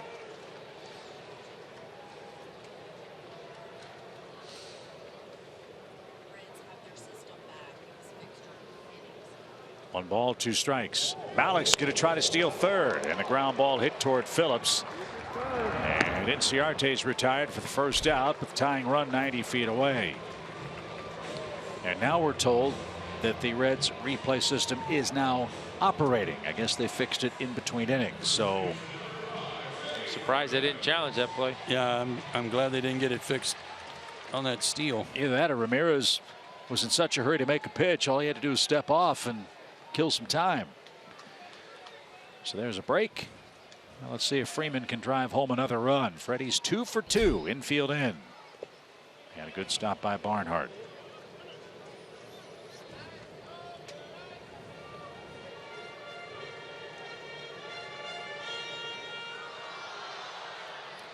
Sometimes the manager's got to be tipped off by the infielder too, who in this case I think it was Cozart covering, let him know that he may have had a glove on him when Malix got off the bag.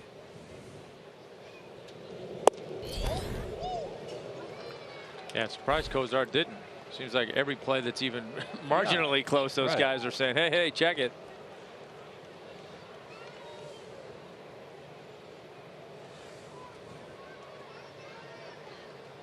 Two balls, no strikes. But you could see the speed and the violence with which Malix Smith stole that base. As Joe pointed out, all that movement and how the base moved when he hit the bag with his foot.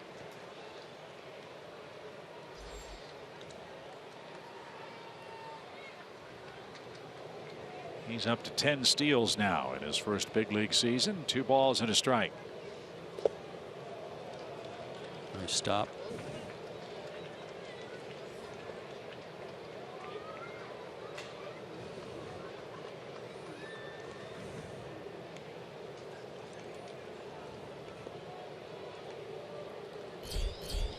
Markakis next. Good hitters count for Freddie Freeman. Swing and a drive. That's belted right center. That ball is gone.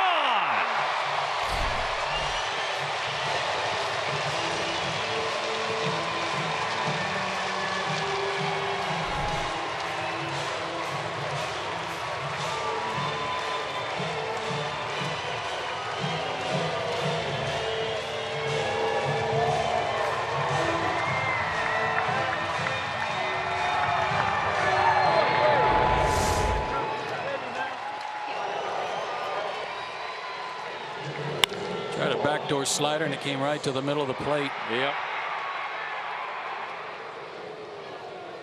It's tough to outscore your own bullpen, and that's the fate of the Cincinnati Reds this year. Freddie Freeman puts Atlanta in front 7-6. And now a bouncing ball up the middle. Cozart glides and fires, and there's the second out. Let's take a look at that play at second base in which Malix Smith stole second. was credited with a steal.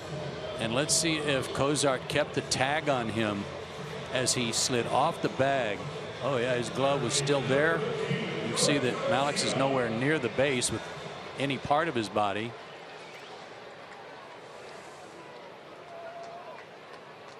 And yet the Reds did not appeal, thankfully. And thank you. The difference in the game. Freddie Freeman with his 10th homer, 21 RBIs now. His first homer since June the 1st against the Giants, and that was a very happy homer, right? Chip, remember at the end of the road trip in San Diego, Freddie was hitting the ball pretty well to left field, but he wasn't turning on the ball. Now all of a sudden he's back to doing that, and that's a great sign. Suarez, a nice pick and a high throw. Votto got the tag down, and that takes care of Atlanta in inning number 5. Freddie Freeman has a perfect night at the plate. He's got the single, he's got the double, he's got the homer. Needs a triple for the cycle, but he's got the Braves in front.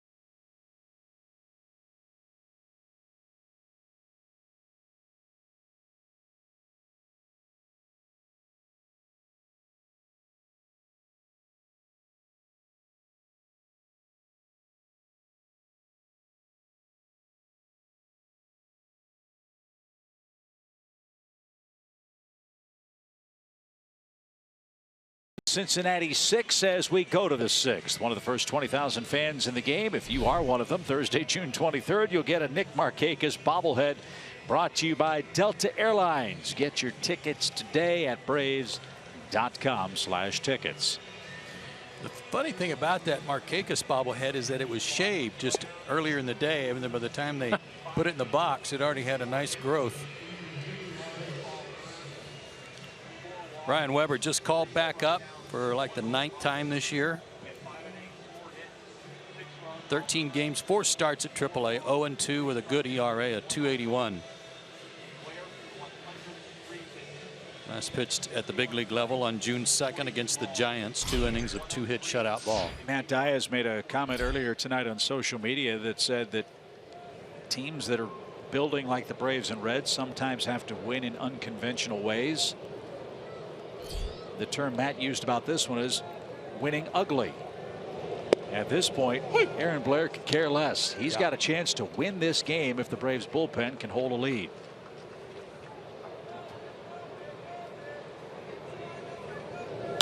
And Suarez hits one down the right field line a mile, but out of play, fouls to right one. As we said, the Reds bullpen has accounted for 16 of their 39 losses this year. And Ramirez, a long homer to Freddie Freeman. And a shot to right. Markakis will play that on a big hop. So Suarez 1 for 2 with an RBI, and the Reds have another leadoff man aboard. First 8 starts for Aaron Blair. He got 6 total runs of support. 7 tonight. And so far he's needed all 7. Let's hope that the Braves bullpen can hold it for him. You know what I like about this game? The Braves hit last. Good point. Yeah, exactly. Here's Tyler Holt. He is struck out and lined out.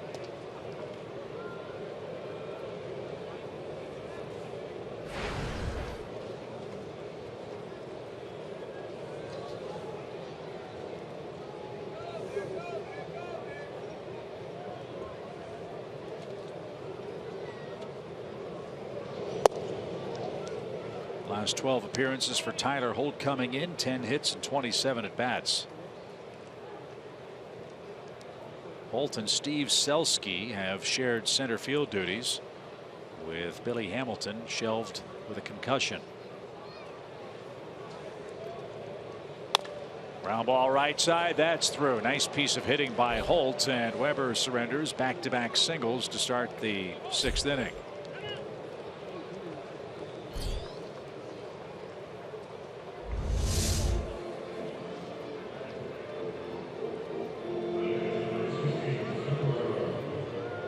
Holt elected a pope and picked up a hit. Tell you what, you don't see that very often. A ball hits off the chalk and ends up in the hole. I see it going down the line. Right. You know. Florida State Seminole.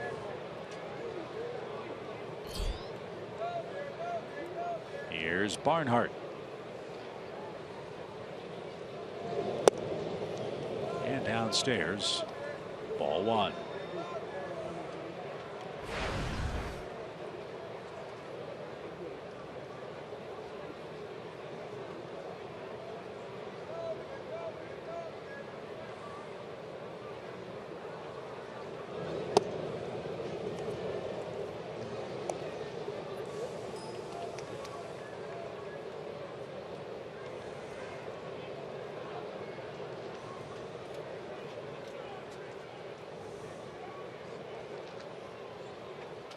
Reds have Kyle Waldrop out in the on deck circle. He would hit for Ramirez, so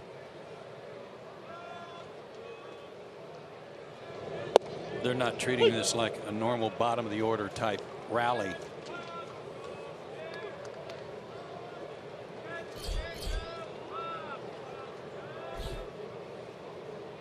Barnhart's a Hoosier.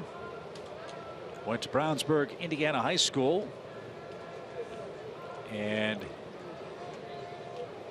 he was able to catch another eventual major league player. He was high school teammates of Drew Storen.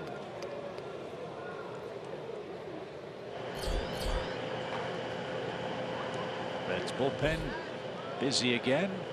Dangerous pitch to Tucker Barnhart. 3 balls and a strike. And a fly ball to left. That'll chase Malik Smith back a few steps. There's the catch. Suarez tags. He's coming to third. The throw is off target, and both runners move up on the fly ball to left. That's as good as a sacrifice for Barnhart. Productive out. And now the Reds will indeed go to their bench.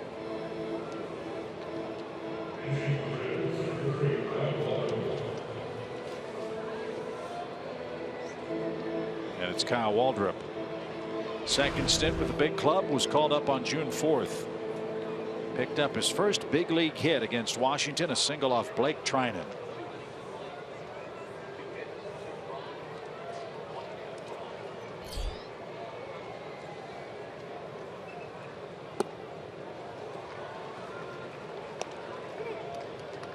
So the fate of Aaron Blair's potential first big league win now rests on the shoulders of Ryan Weber. Second and third, 1 out. Infield back too.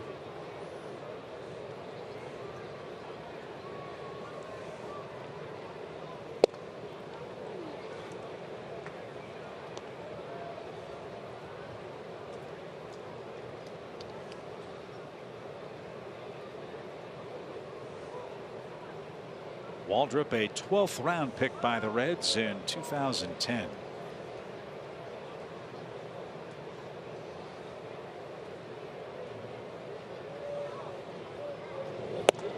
Because of all the injuries we talked about for the Reds last season, he made the jump from Double-A to the big leagues. 67 games at Double-A, 55 games at Triple-A, where he hit 185. And he got into 1 game for the Reds and struck out. last season.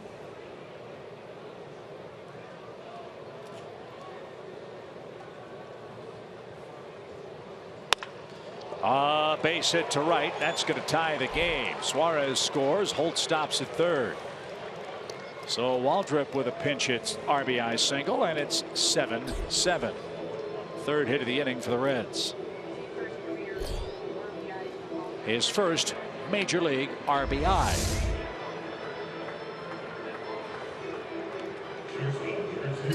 Like a changeup, trying to run it down and away, and he covered it.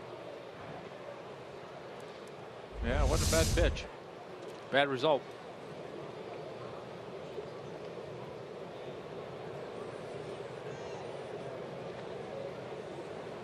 It's turned into a knockdown, drag-out, Pier 6 brawl, and sure has.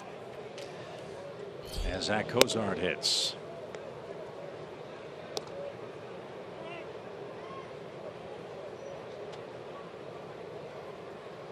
So Holt at third. Kyle Waldrop, no relation to Darryl, is the man at first. And that pops away. That's going to score a run. The ball ends up by the Reds on deck circle. Wow. And Holt comes home. It's 8-7. that thing looked like it was shot out of a cannon. Right up the shin guard.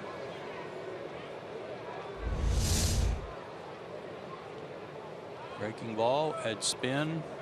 Right off the knee.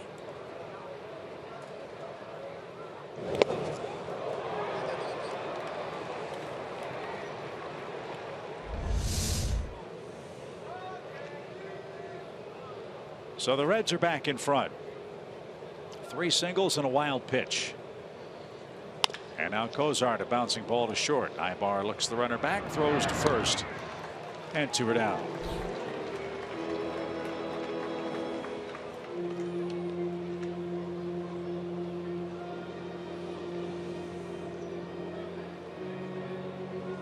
Now Joey Votto's the batter.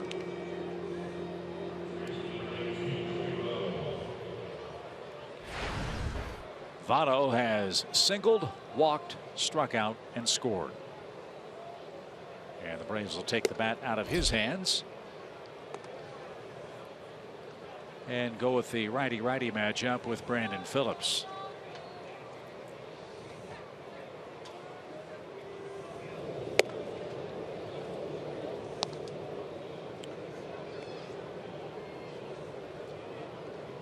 This is the 7th intentional walk of Joey Votto this year. That leads the Reds team. And his 39th free pass of the season. And they'll have him first and second, 2 outs as we're just past 9 o'clock. Wild game. The Braves have 7 runs on 8 hits. They just took a lead on a Freddie Freeman 2-run homer. The Reds have come back to snatch it right back. 2 runs on 3 hits for Brian Price's ball club, and now Brandon Phillips, the hitter. Yeah, right after Freddie Gonzalez was fired by the Braves, the next guy on the list was Brian Price. Reds had lost 11 games in a row, and everybody knew that it was imminent in Cincinnati that he was going to be fired. And then all of a sudden, after they snapped their losing streak, as you said earlier, Chip, they started playing a little better. Yep, Reds have won 9 of 15 coming in. 3 out of 4 series. Last 4 series against Oakland, Cardinals, the Rockies, and Nationals. They won 3 out of 4 in Colorado. Took 2 out of 3 against the Nationals. Lost the last game against Washington 10-9. And now beginning a trip in Atlanta. The all heat and humidity tour for Cincinnati. They lead tonight 8-7. I was looking at the games that Daniel Wright had been in. 3 most recent games. Dodgers won one of them 8-2. Colorado won the other one 17-4, and then that Washington game 10-9 in favor of Washington. We're seeing a lot of games like this tonight. Phillips down the right field line, curled that foul. Nice pick, and still 0-2.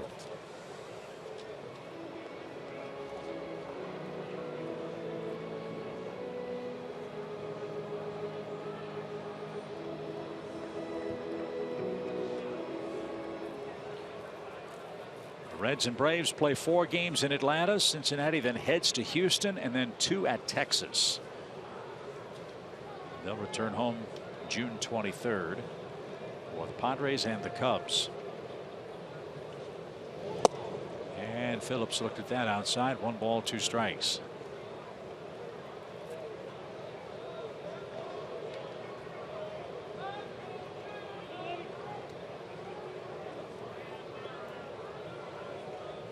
Waldrop at second, Votto at first.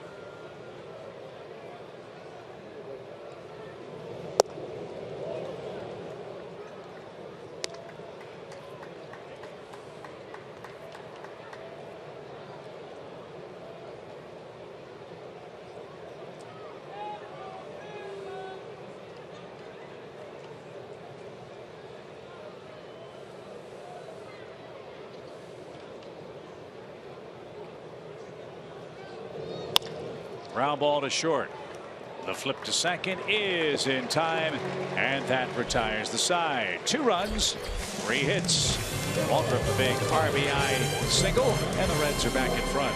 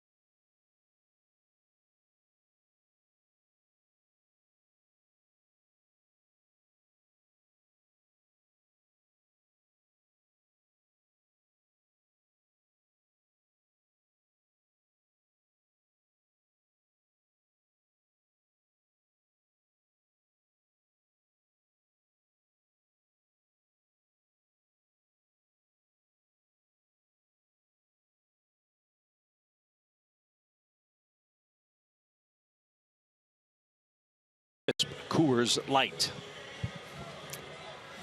And the most games played against teams with a 500 or better record belongs to the Atlanta Braves by a good margin. 47 of them. 4 teams there with 40 games against teams with 500 or better, including the Reds. And for a Cincinnati bullpen that's had its problems, the man that's on to pitch for them now has not. He might be their best option right now. He's had a great year in terms of results. 5-1 with a .373 strikeout per inning. Low numbers against left-handers. And he can bring it. High 90s fastball and a slider. So Blake Wood will face A.J. Przinsky. And the first one is flied toward left. And it is slicing out of play for a strike. Interesting note on Blake Wood. He has not allowed a homer since August 8th of 2011, covering 60 2/3 innings. That is the longest active homerless streak by any pitcher in Major League Baseball. That sounds like a heavy 97 fastball that has some sink to it.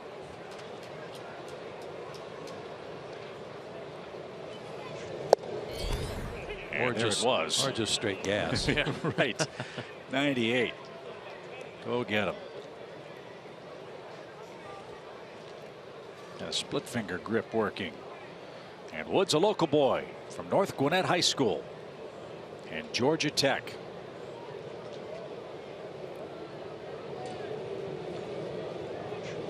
Blake's now 30 years young. was taken by the Royals in 2006. 6 years later, tore the Tommy John ligament in his right elbow and has bounced around since. Pitched in Cleveland in 2014, spent all year last year at Indianapolis, where he saved 29 games.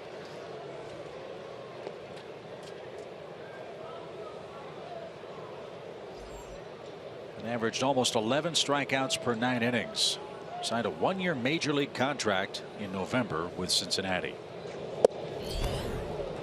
And if you can sink the ball pitching in the Great American Ballpark, that is hugely important. Yeah, you better keep the ball down in that ballpark. 6'5", 240. Up the middle, Cozart right behind the bag, has plenty of time to get AJ, and he does. 1 out.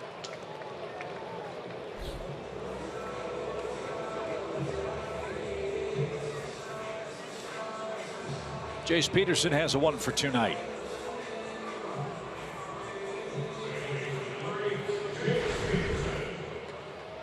Nationals have taken a 4-1 lead over the Cubs after Addison Russell tied it up. The Nationals scored a couple to put Scherzer back in front. Phillies lead Toronto now 3-0 in the 7th. Here it's 8-7 Reds.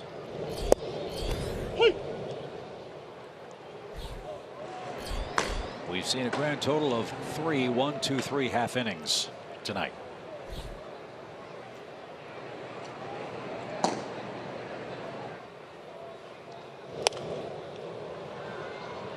Nothing in 2. You can see, though, how bullpens can atrophy. Now, that's not the right word. That would be from lack of use. How they just get worn down when your starters don't go deep enough in the game. And I think that's the case for both of these clubs. Boy, just when I thought I had a big word, I was so off. It was a big word, just bad usage. But hey, that never stops Smoltz, so don't worry about it. Oh, good point. And you're fine. At least I recognized it. Huh? Yes. John, just keep going. Like, yeah, that's fine.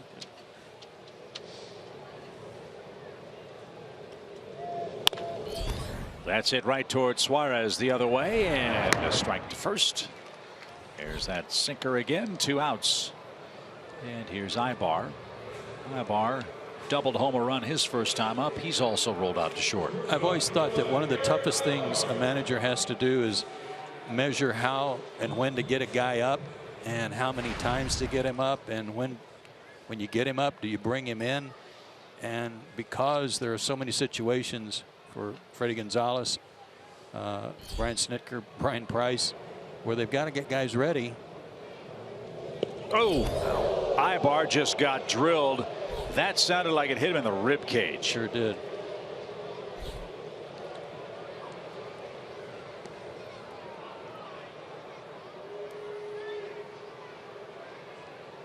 Had to knock the wind out of him at the very least.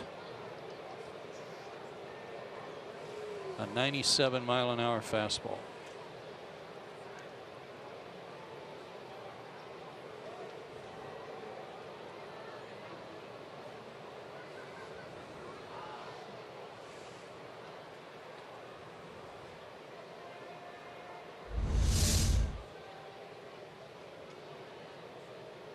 Oh, man.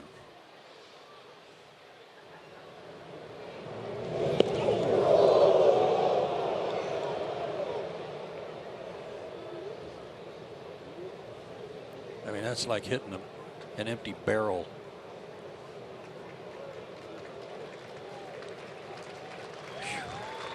Remember, Ibar had a tough day yesterday. He swung at a pitched ball. It hit him. He was called out on strikes. We had a replay of that pitch. It was actually tipped before it hit him, but that's a non-reviewable play, and Ibar was called out on strikes in a very painful way.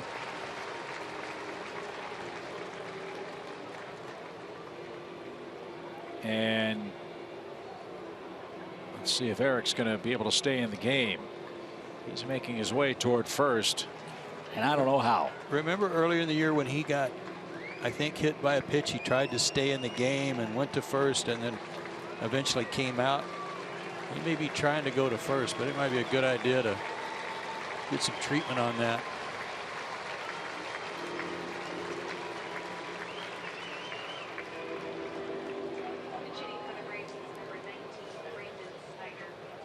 He's still not atop the bag. Helmet off. Now he's going to give it a go. I'm reminded that that was when he got hit in the foot and had to go on the disabled list. Oh, boy. So Brandon Snyder will hit for Ryan Weber. Ibar at first with 1 out. Excuse me, with 2 outs in a 1-run game. 8-7 is your score. Cincinnati the lead. And a pop fly foul. 0-1.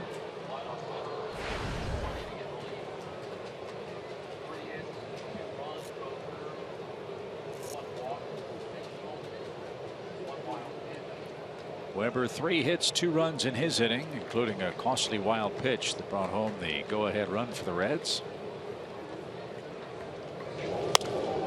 And Snyder a little late.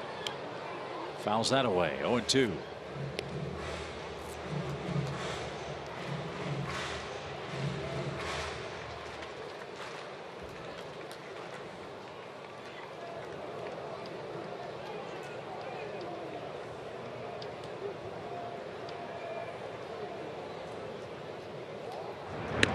Oh, sure.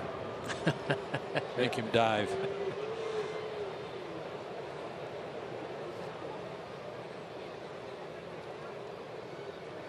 And that's probably what Joey Votto's saying to him. Stay hot.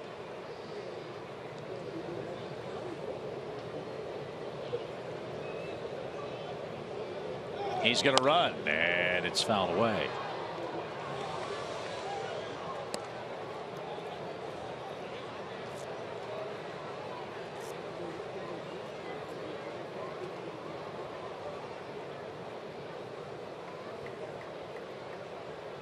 How that pitch didn't crack a rib, yeah, I don't know. But he is still hurting.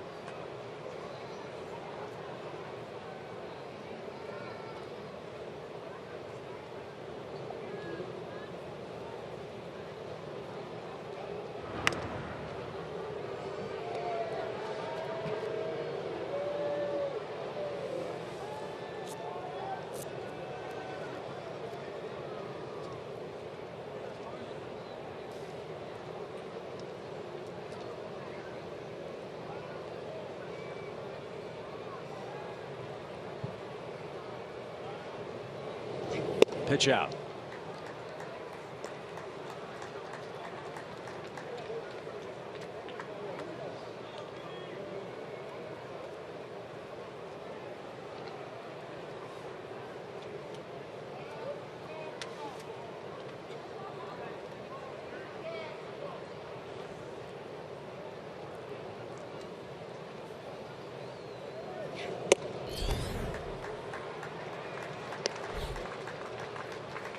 Interesting number. The Reds have played a ton of 1-run games. The Reds have played 24 of them. They're 11-13. The Braves are 3-9 in 1-run affairs so far. That's what we've got now as Wood takes care of Brandon Snyder. Very painful frame for Eric Ibar. We'll see if he can continue. Our game heads to the 7th with Cincinnati in front.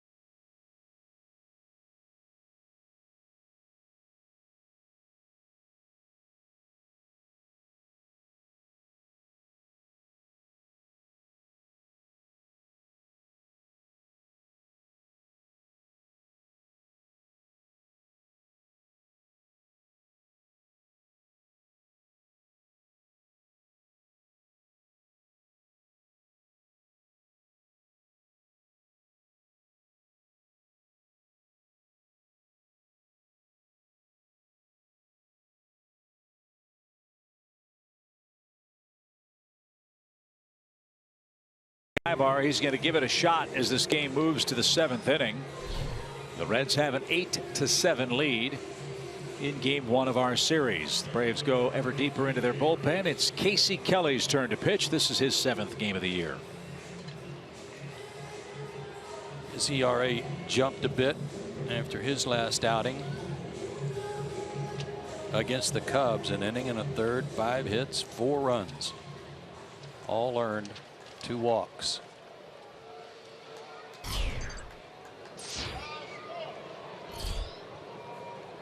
Every relief outing for Kelly has been more than an inning.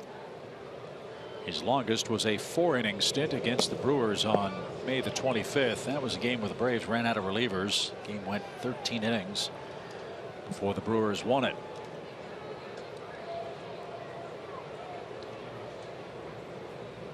Jay Bruce leads off and launches one to right. Markakis goes back and makes the catch on the run. Bruce hit that one on the button, but he's retired for the first out. That might have been a homer in Cincinnati. Yeah.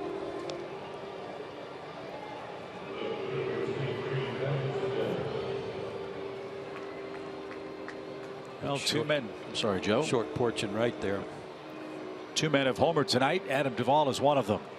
And it was a towering, majestic shot right down the left field line. And here he is again. 3 RBI game for him.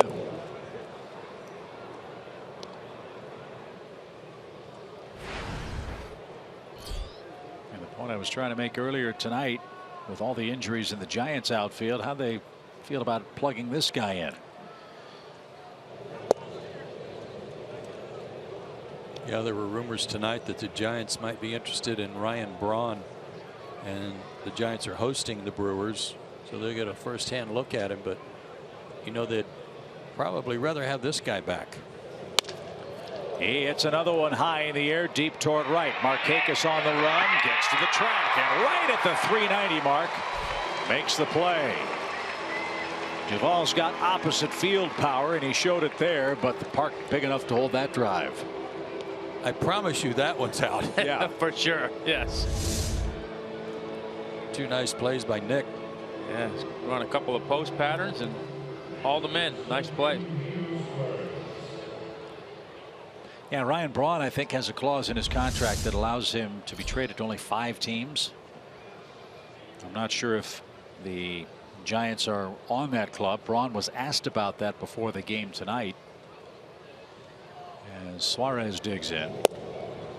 Family considerations are obviously on the mind of Ryan Braun. He and his wife have a young child and another one on the way in the next couple of months. So looks like it'll be a wait and see situation for the Brewers outfielder. I hate when they ask players that. I mean, you're in such a no-win situation. Right. Answering that question. And Braun was diplomatic. He said that he feels that this year's Brewer team is better at this point in the season than they were at the same time in 2015. And he's still excited about the future and is all on board with the rebuilding going on in Milwaukee. However, it's got to be awfully tempting for a player, no matter how loyal you are to your club, to think about, well, is this going to be 2 or 3 years of maybe, or go to a team that's fighting for a division lead and maybe in an even year a chance to go to the World Series. He's a California guy too, isn't he? Yeah, LA though, I think. Well, okay, but went to college in Miami, which was kind of an odd one. He went across the coast. And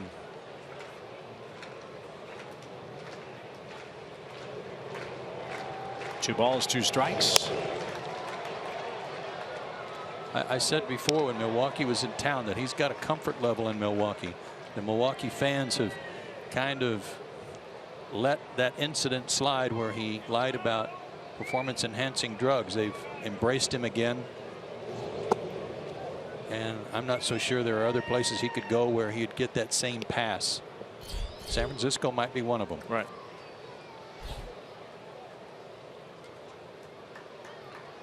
The Giants are without Angel Pagan. They're without Hunter Pence.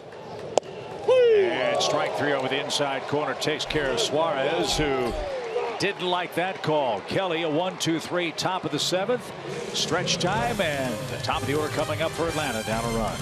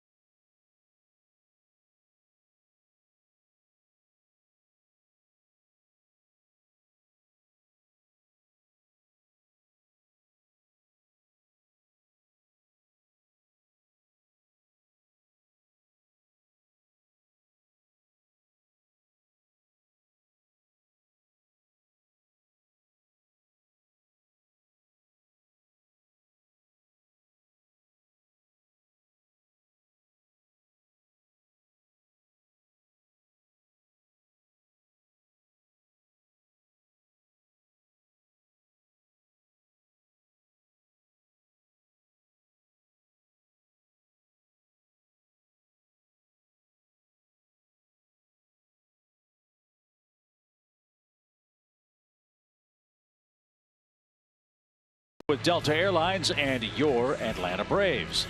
Visit, easy for me to say, let's try that again. Visit Braves.com/Delta Dugout for more details. I think your tongue is atrophying. Yes. Yes, it is.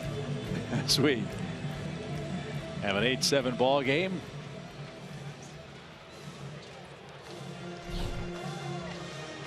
And the Braves invite all dads and their daughters to attend Saturday's game, June 25th, for the annual Father-Daughter Day. Create a memorable experience with your loved one. For more details, visit Braves.com/Father-Daughter. All right guys at the right time. Malik Smith leads off. Woods back out there for the Reds. Malik has scored twice. He's got a hit. He's got a steal. Let's see what he can do. A little late on the 96-mile-an-hour heat.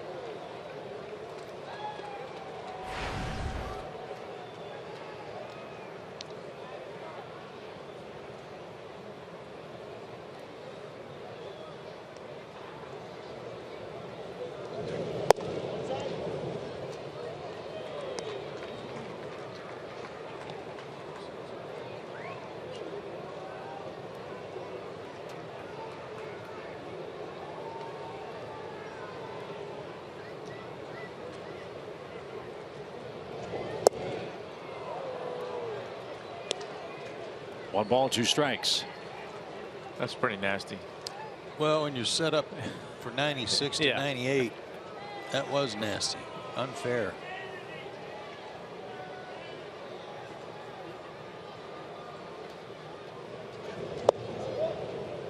Tried an off-speed pitch outside. Now it's even.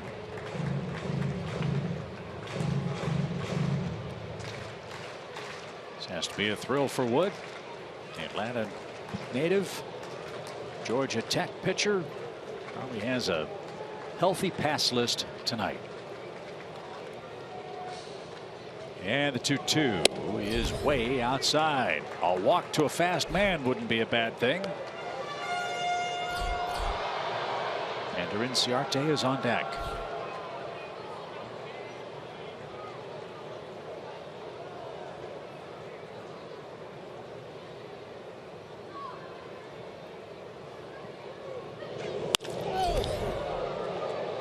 That's line foul. Cool thing for Malix tonight, moving into the leadoff spot. He's led off. This is the 4th time leading off an inning, and he's already been on base twice. We're about to see the 247th pitch of this game. Oh my gosh, really?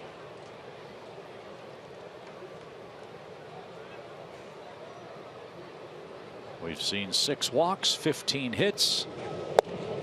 And Malix is aboard. Wood thought he got strike 3, but didn't get the call. So let's see if that turns into a game-tying run. Pretty good eye here. They go to the outside corner. Look kind of like a cutter. Backdoor cutter. Or... It missed.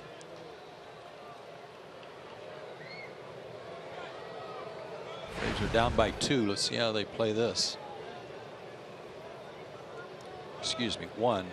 Down by 2. They need the lead. I don't know if they'll play for a tie here to move him up or not.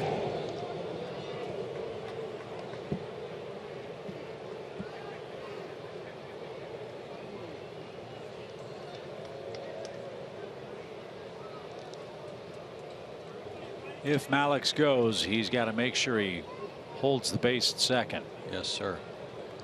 Big lead. And he's chased back standing up.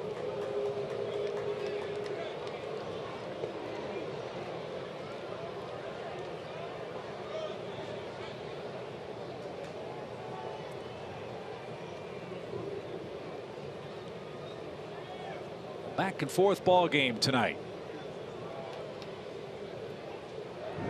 Reds led 3-0 after a half inning. The Braves scored 2 in the first. Atlanta tied it 3-3 in the second. Cincinnati got 3 in the third. Atlanta came right back with 2 in that frame. It was 6-5 after 3. Braves took a brief lead on a Freddie Freeman homer in the 5th. Reds got 2 runs right back in the 6th to lead 8-7, and that's where we are. And a bouncing ball, foul at first. Strike 1 to Ender Inciarte. He extended his hitting streak to 7 games with a first inning single and a run scored. That gives him 6 runs in the last 7 games.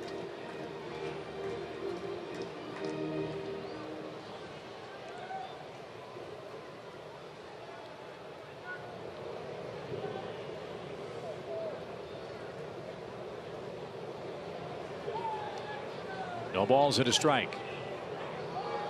Malix started, pitch out, snap throw back to first, and Barnhart didn't have his heart in it. Couldn't throw it real hard to Joey Votto. 1 ball, 1 strike. Eddie Perez, the Braves' first base coach, with a little coaching from Malix.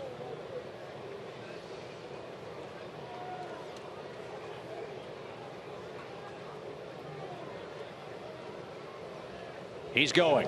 Swing and a tip and caught. The throw to second is not in time. Smith beat the wrap.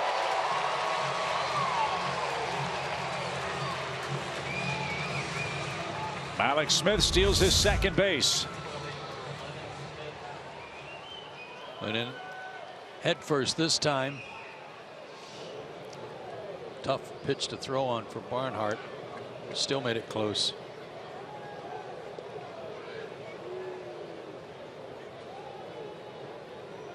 A little air conditioning there on the pants too from the last slide for Malix. So a hit could tie the game for Inciarte, but it's not to be. A swing and a miss. Ball in the dirt, pegged to first. There's the first out, and that'll bring up Freddie Freeman, who's had a perfect night, and that's our Cricket Wireless something to smile about.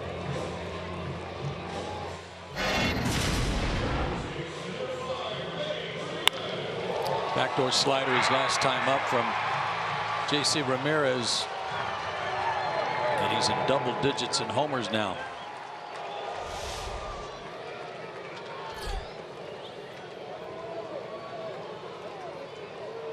Freddie needs the triple for a cycle.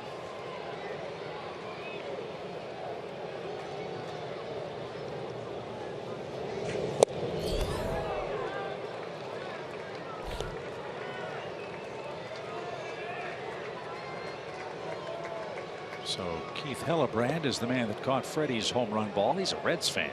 Yeah, shouldn't he throw that back? I'll buy a new hat. No balls and a strike.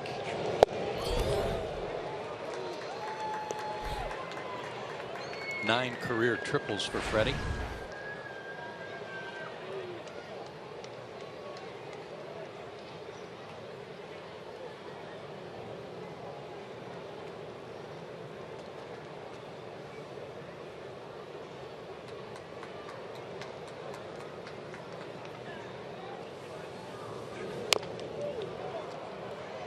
right off his hands and foul. 1 ball, 2 strikes.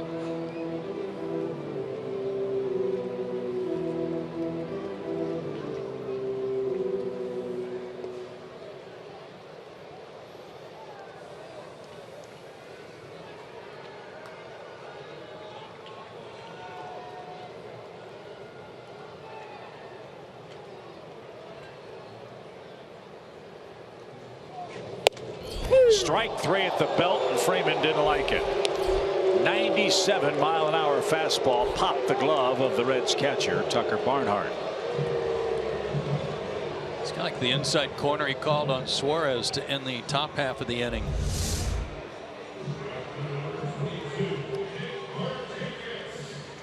Box Tracks has it in there. Yeah, it's not as inside as Freddie's reaction for sure, but it sounded fast. I know that. Yes, it did. Runner at second, 2 outs for Nick Markakis. And he had to move his feet. Tell you what, we've already seen that Wood's not afraid to pitch inside the lefties. Braves are 3 for 9 with runners in scoring position tonight. Markakis brought home a run with a double play grounder in the first. He scored a run in the third and rolled out to short last time up.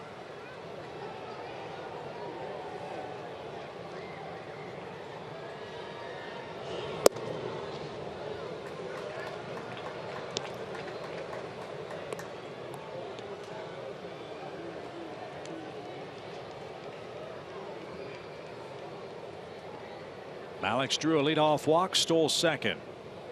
NCRT and Freeman have struck out. Now it's up to Markakis to keep the 7th alive. And he asks for time.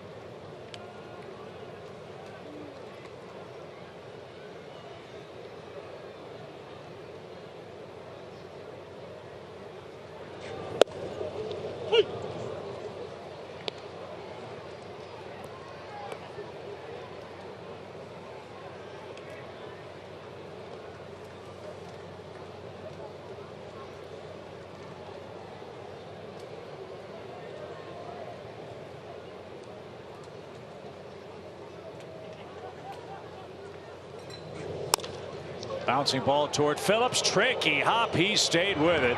And he made the play. Look at Brandon Phillips. That ball almost kangarooed over his head, but he made a fine play to retire Markakis and preserve a 1-run Reds lead. 8-7. Bad bounce, but Brandon Phillips stayed with it.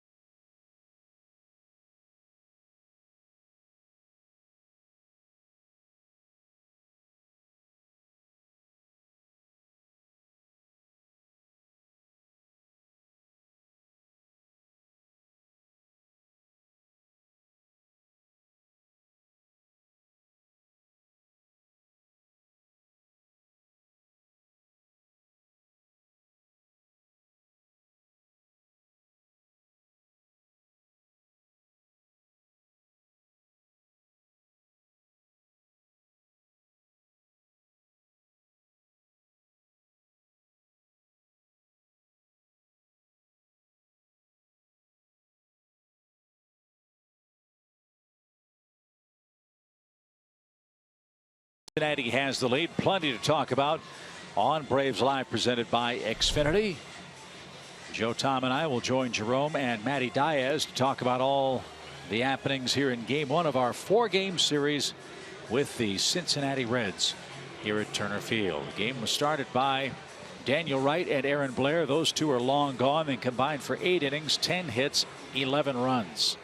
It's a battle of the bullpens, and for the moment, that battle is being won by the Cincinnati Reds. Jim Johnson's on to face Cincinnati in the 8th. He's got to hold them right there and hope the Braves bats can do something with their final 6 outs. His last 2 outings have been really good. An inning each, no hits or runs or walks, a couple of strikeouts.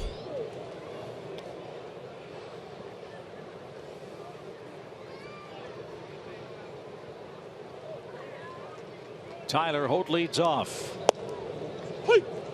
That's over the corner. Even count.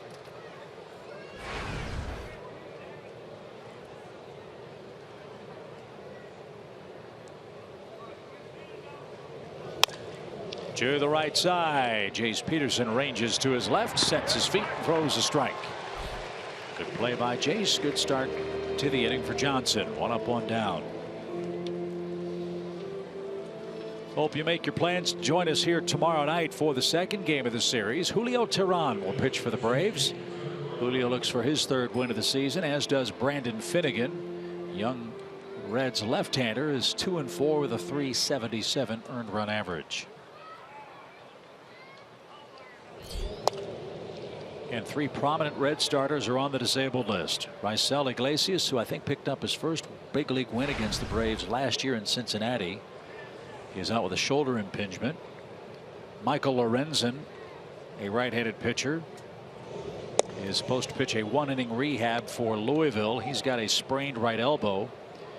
And Homer Bailey, who had right elbow surgery last May 8th, is supposed to throw a 40-pitch bullpen, or was to have thrown that today in Atlanta, and then he'll go to Goodyear, Arizona, the Reds spring training facility. Yeah, they're fired up about the 2 kids I told you about that are at Louisville, and the 3 starters that they think they'll have back sometime, all 3 of them by the All-Star break, including Homer Bailey.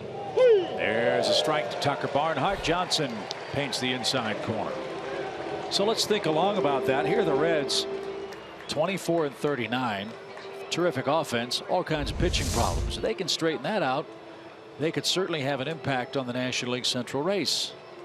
Well, yeah, I mean, they're going to be in a little bit of a dilemma, you know, it seems. I mean, to where as an organization they're going to have to decide what their path is forward, because like we said, where they are now, they're obviously not in contention. They got some guys that other teams are going to be interested in, but you know, what do you do with those guys? Because if you're excited about the guys you've got coming back and a couple guys that you've got coming up, you know, the offensive side of things is pretty good. Yep. So if your pitching side is going to get better soon, what do you do? I believe Jay Bruce will be a free agent at the end of the year. He will be very desirable at the trading deadline too. Yeah, there's an option for him for 17, but yes, if the Reds don't exercise that, he would be a free agent. As this is Steve Selski, just called up from the minor leagues for the Reds, and he grounds one through the left side on an 0-2 pitch. So the Braves had a shift on for Selski. He beat it. Picked up his first big league hit on Wednesday against Jaime Garcia of the Cardinals. Started Sunday for the Reds and went 1 for 3 with a run. So the inning continues. And here is Zach Cozart. A walk, a single, and 2 runs for the Red shortstop. Again, their team leader in batting average.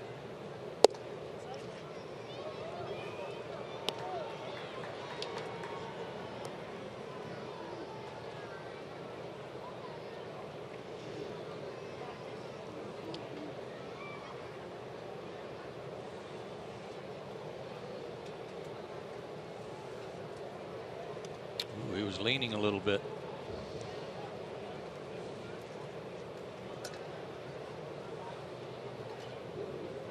Selski had 1 stolen base in 45 games for the Louisville Bats.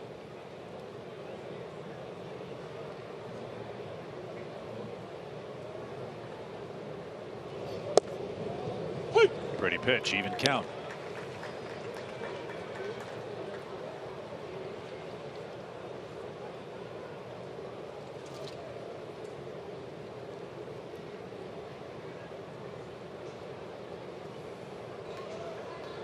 Snelsky was a 33rd round pick 5 years ago. And he's going. And it's rolled foul by Cozart. 1 ball, 2 strikes. The Reds took the third baseman from Tennessee with their first pick, just ahead of Atlanta's first pick. Nick Senzel, I think it is. And then a compensation pick was a young man from Mount Perrin Christian, Taylor Trammell, I believe is how you say his name, spelled like Trammell. They just signed him today. 1 ball, 2 strikes. Ground ball to second. Peterson's got it. Jim Johnson is scoreless 8th. Braves bats back to work down a run. Garcia, Przinsky, and Peterson are due.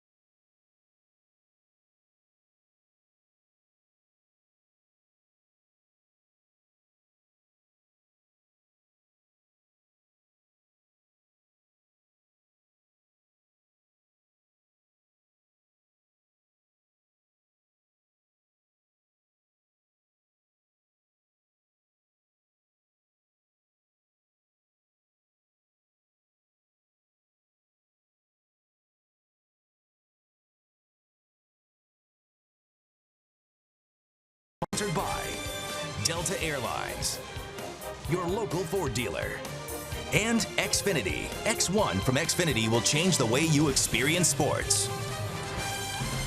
Braves are down a run with 2 innings left here at Turner Field in Atlanta. A lovely warm evening for the Braves and the Reds. The Braves clubhouse store at CNN Center is giving an autographed baseball to fans who buy merchandise valued at $200 or more. For more information, call the Braves clubhouse store at CNN Center.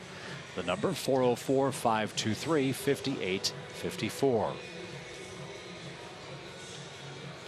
Check out the record and number of decisions for Ross Ohlendorf. All of his appearances have been out of the bullpen, and he's 4-5. Released by Kansas City in late March, and the Reds picked him up. Mid-90s fastball with a slider and a changeup.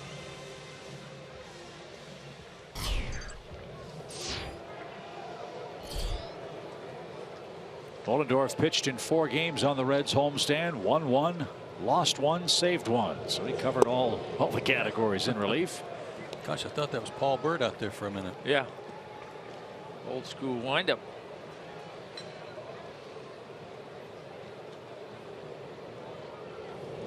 And the ball's not in the pitching hand. He keeps the ball in the glove as he goes into that windup. So in mid-motion, he's got to stick the hand in the glove, get his grip, and then go to work.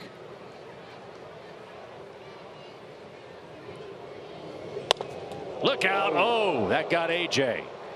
A.J. Przinsky hit with a batted ball in the on-deck circle.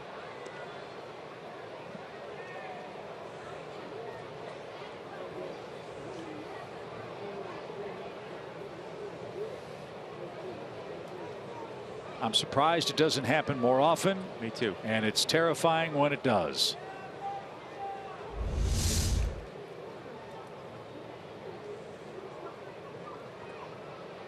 Hit him right in the face. I thought it did too. You know, I don't know what would be wrong with, in this case, a batter going over here to the other side of the field and be in the on-deck circle. basically in the visitors on deck circle while the right-hander's up, and vice versa.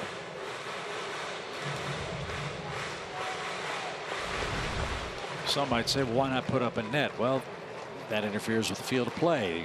No, can't do that. Just move over to the other side. Yeah. Hadn't thought of that. 2 balls, 2 strikes for Adonis Garcia.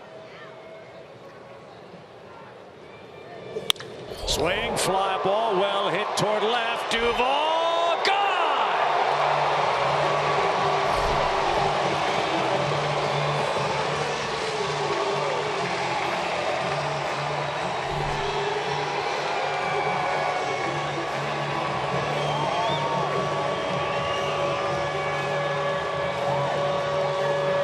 The Reds bullpen blows up again. They've given up 2 home runs in relief tonight. That one a game tire by Adonis Garcia. Right down Broadway. And a low screamer out of here. 5th home run allowed by Ohlendorf.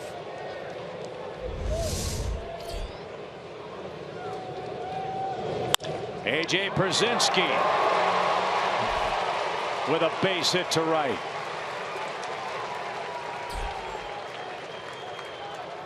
It's unbelievable. Cincinnati's pen 48 homers.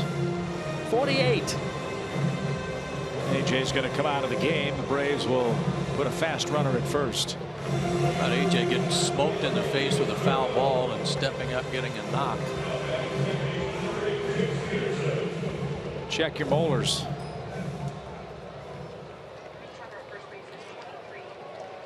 So Chase Darno is going to pinch run.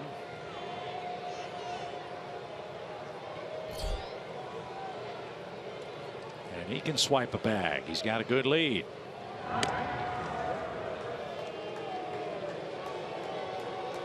Braves have 8 runs on 10 hits. They've hit 2 homers.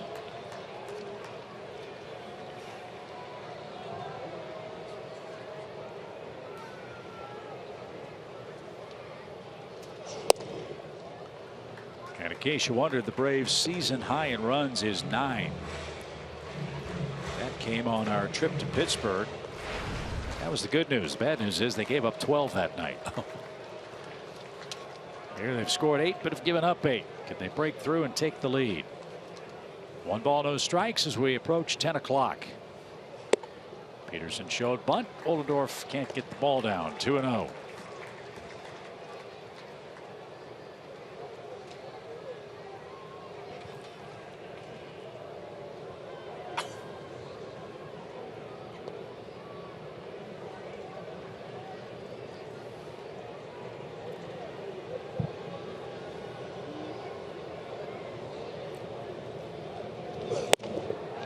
Ball 3.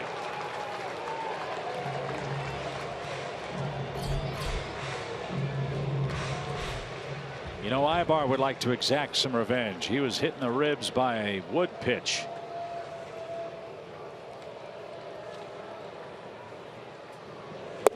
And 2 are on, nobody out.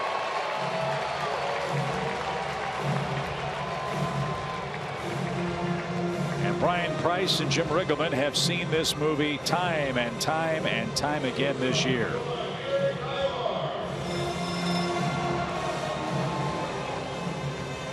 Another mound meeting, and again, Cincinnati has not had their lineup together. When your bullpen is bad and when your bullpen has bad results, Bobby Cox, Tony La Russa, Joe Torre, Sparky Anderson are going to look bad because there's no good options for Brian Price right now. No, you're trying to pull the trigger on the right moves and do the right things, but you know when it doesn't work, it's at some point in time you're looking at it, you're managing it, and you're trying to say to yourself, well, I can do this, but who knows if that's going to work, and we can try that, and I don't know if that's going to work. I mean, it's just a very frustrating and helpless situation. And the inconsistency of the guys when they have a good outing. So you think, well, he had a good outing 2 nights ago. He's rested. I'll go to him again, and then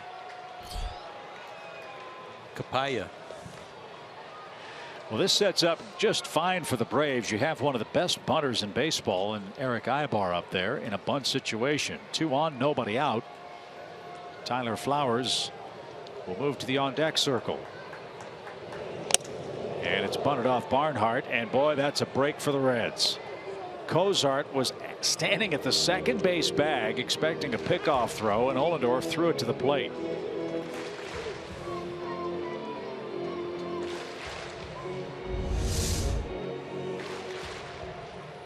Calling for it too.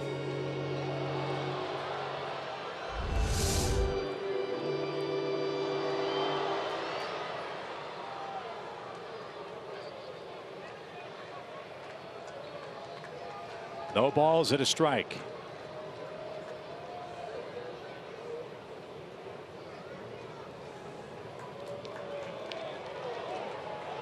Ibar didn't tip his hand. Votto ready to charge in from first. Suarez giving the defensive signs at third base.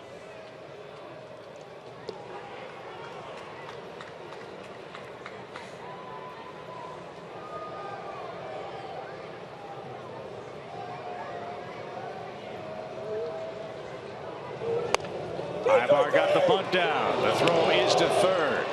And the Reds executed that perfectly. Wheel play. Well done.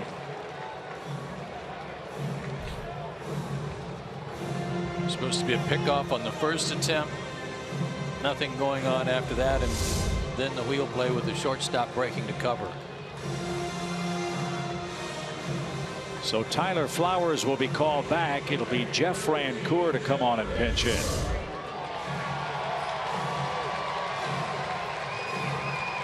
Yeah, that's where on that play, when you're the hitter, you try to take the bat back and swing away. Try to poke it in that hole. Shortstop. Jeff has 3 pinch hits this year. He's knocked in a run and is batting .287 overall. 2 homers, 17 RBIs.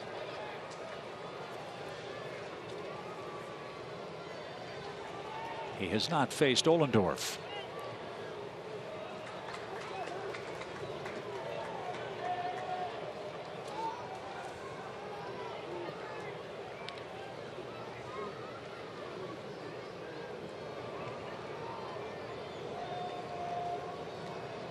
Two on, 1 out. And inside. Adonis Garcia greeted Ollendorf with a game-tying homer to left. A.J. Brzezinski single to right. Darno came on as a pinch runner. Jace Peterson walked. Ibar bunted into a force play.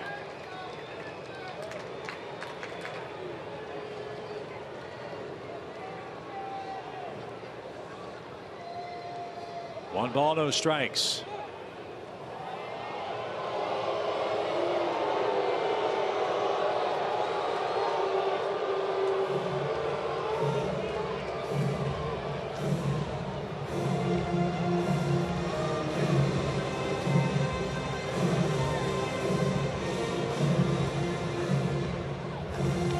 In case you're wondering about Tyler Flowers, he wasn't announced as a pinch hitter, so he is still eligible to come into the game with A.J. Brzezinski taken down. And that's in the dirt. Ball 2 for Francoeur. The Braves carry just 2 catchers. And they've already used Snyder as a pinch hitter. I think he's also considered an emergency catcher. Darno as well.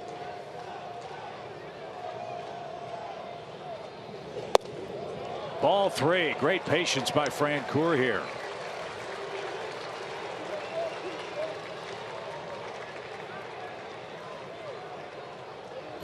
Alex Smith has had a big night. He's reached base 3 times. He's on deck.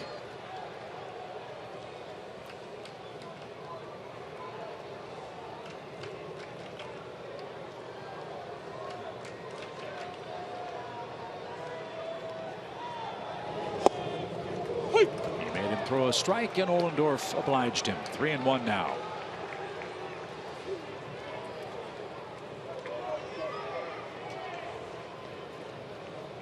Peterson at second, Ibar at first.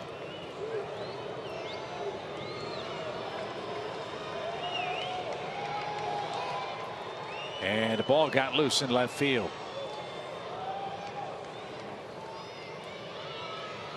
Pretty sure that came from the Reds bullpen. Believe so.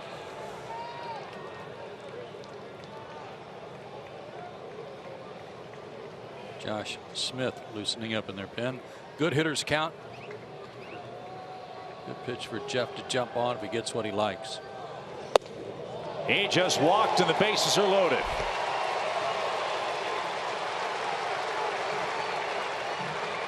Great patience, good at bat.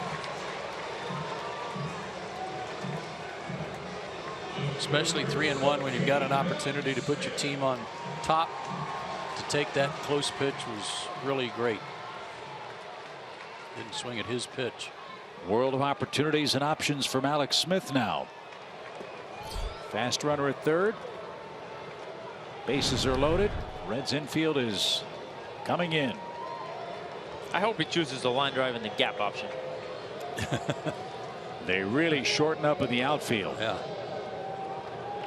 They're playing it like the bottom of the ninth.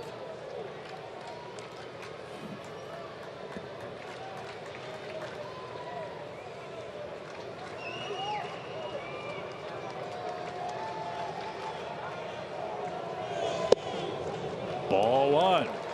Love the patience. Ollendorf's in trouble, not Alex Smith. He's already soaked through the bill of his Reds cap.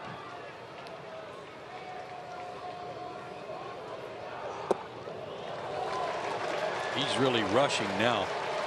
That was close to a balk. The Reds got a run on a bases loaded walk. Braves need a run to take the lead. 8-8 in the 8th.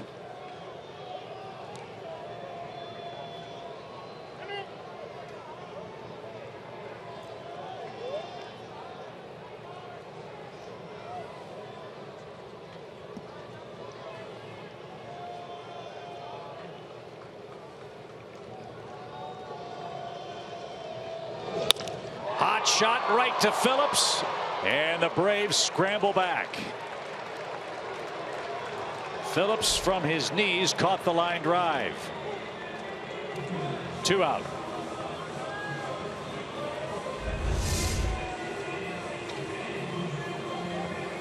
Might have been ball 3.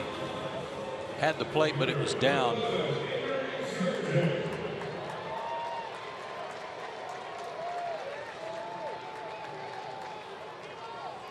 Quick turnaround by Francoeur. Yeah, it's good base running. Still no place to put Inciarte, but now there are 2 outs. Infield can back up to normal depth.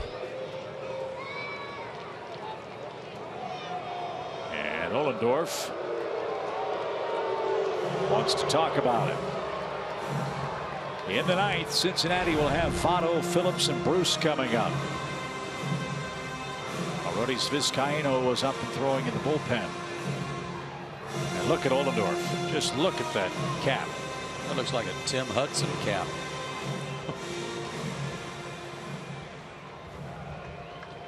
Ollendorf in German means waterfall, obviously. As Ender digs in. And a shot off the screen, foul, strike 1.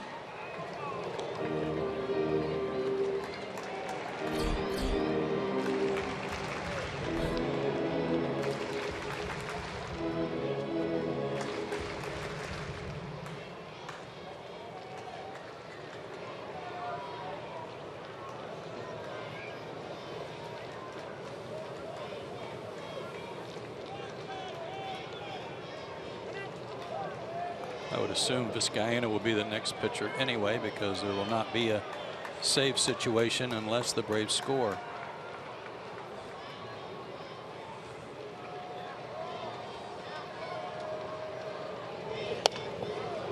Oh, and 2.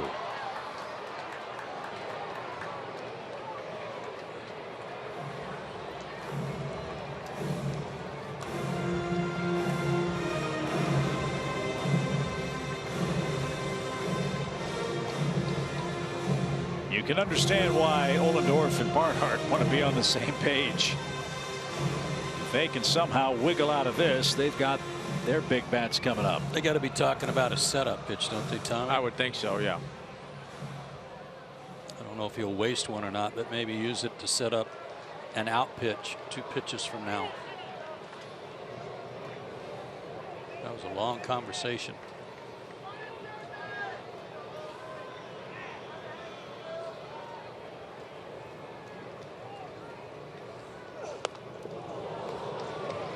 Check swing.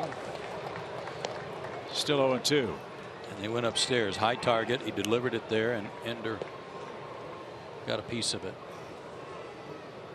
Well, you can still do pretty much anything you want to do. The question is, after that high fastball, does he have the courage to throw a breaking ball that might be in the dirt for a chase? And the risk of that ball in the dirt, obviously, is a wild pitch. Yeah, Barnhart's already done a good job tonight of blocking some pitches with a runner at third. You'd have to come up with another one.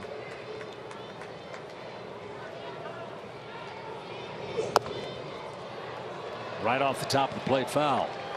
Yeah, they had 2 pitches called. There wasn't even a sign given there, and Barnhart was actually tapping the ground with his glove like throw it in the dirt. So he's gone way up, now way down. What do they go to on this 0-2 pitch? A runner at every base for the Braves, who've tied it in the 8th on a homer. Pitch is lined down the left field line, but slicing foul.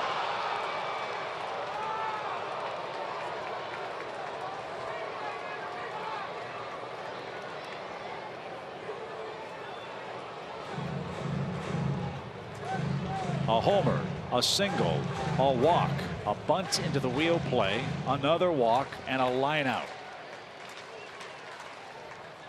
26 pitches so far for Ross Ohlendorf.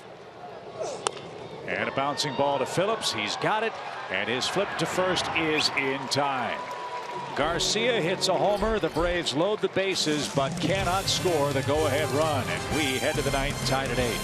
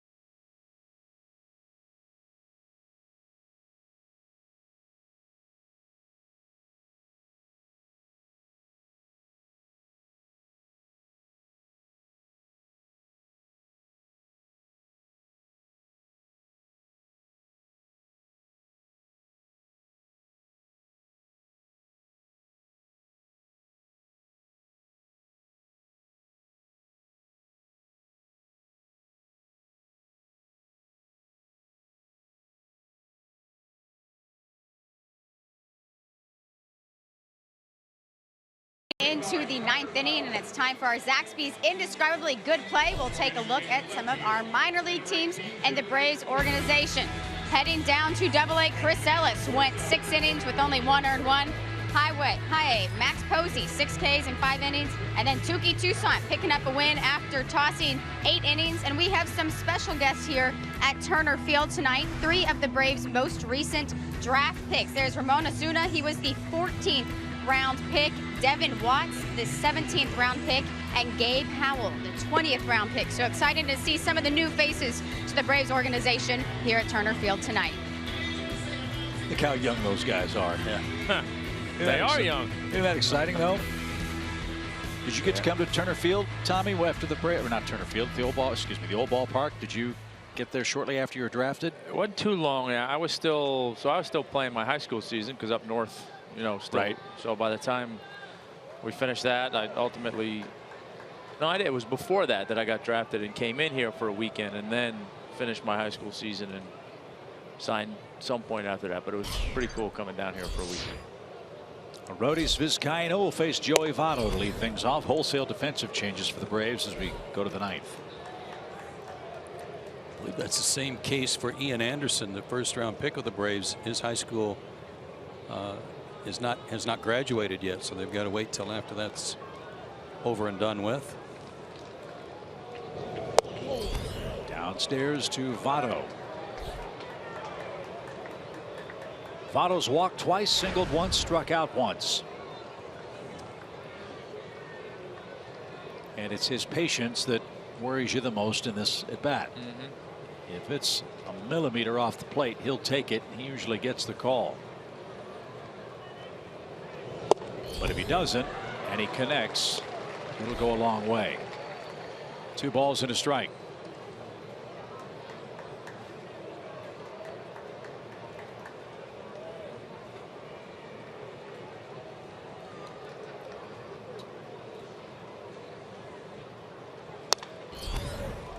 .99 miles an hour. 2-2. Votto's got 39 walks. No one else on their team has more than 17.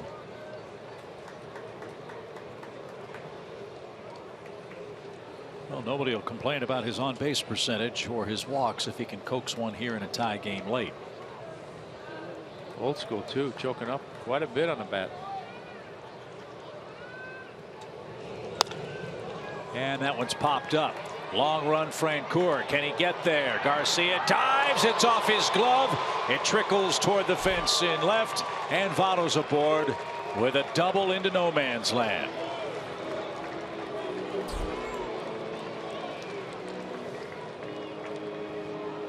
Great effort by Garcia.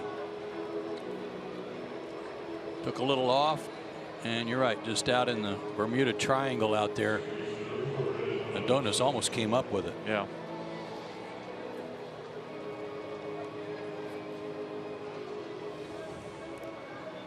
Right off the end of his glove. Tough break. So Votto's in scoring position for Brandon Phillips.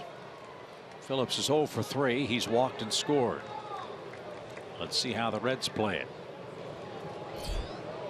Bruce and Duvall, the next hitters after Phillips. And that one's driven toward right and into the stands. Strike one.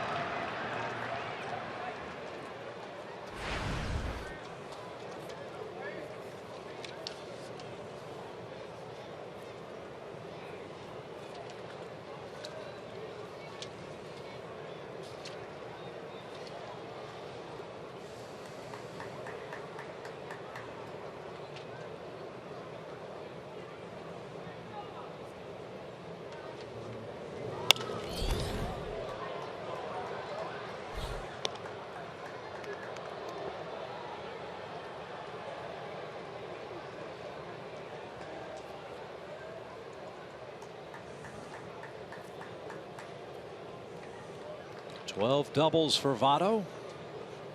Darno will try to keep him close at second.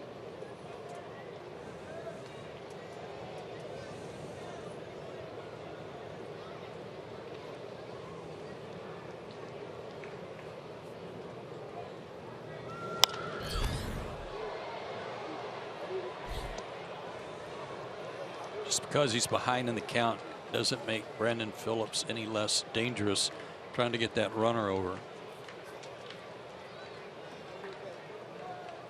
He was just trying to make contact there and hit it to the right side. Yeah, he doesn't mind being late in this at bat, does he? No.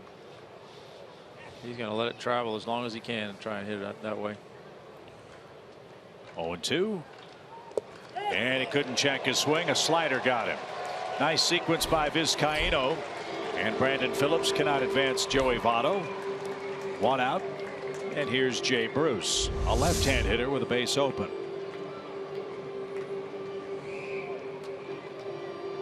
Nice play by Tyler too to keep that in front of him. Not going to pitch to him.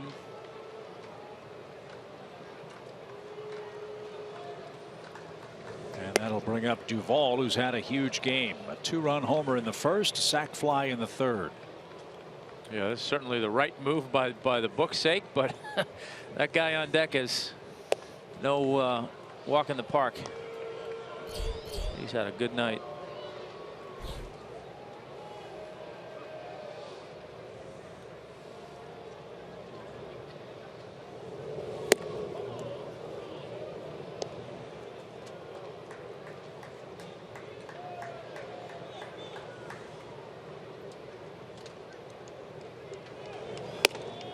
Third time Jay Bruce is intentionally walked this year.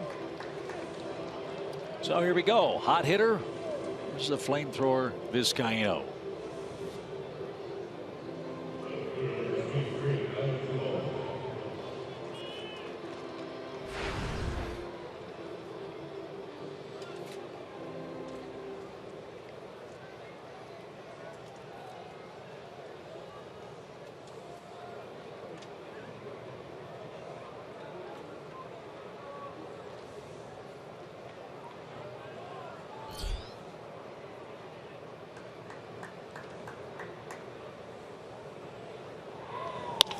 Hot shot, just foul at third.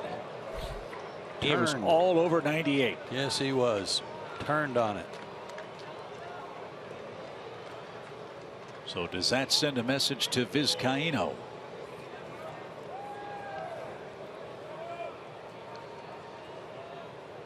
Alex Smith shading Duvall around toward right. Huge gap in left center. And now strike one.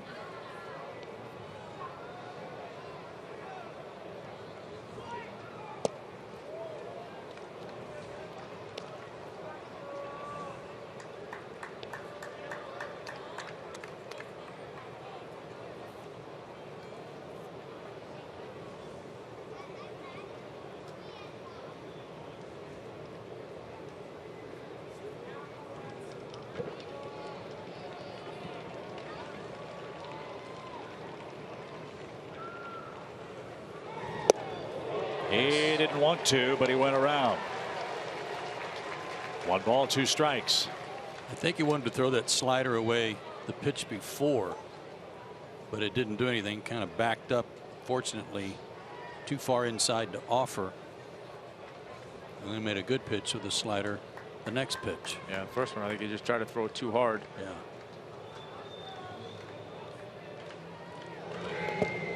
Nice stop by Flowers on a ball in the dirt.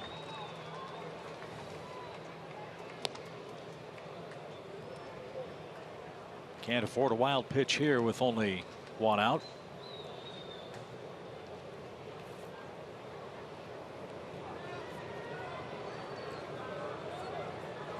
Votto led off with a bloop double. Bruce was intentionally walked. Now Adam Duvall, a 2-2 pitch. And a little pop. Darno drifts back at short. He's got plenty of room to make the catch. 2 down. So after Duvall ripped that 98-mile-an-hour fastball foul, Vizcaino didn't throw him another one. Nope.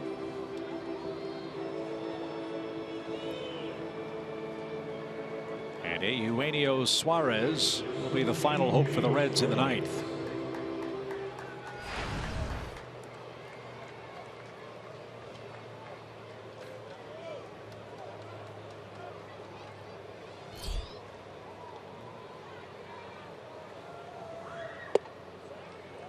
Ball 1. Vizcaino wanted that pitch, and that was one similar to the strikeout pitch called on Suarez's last time up.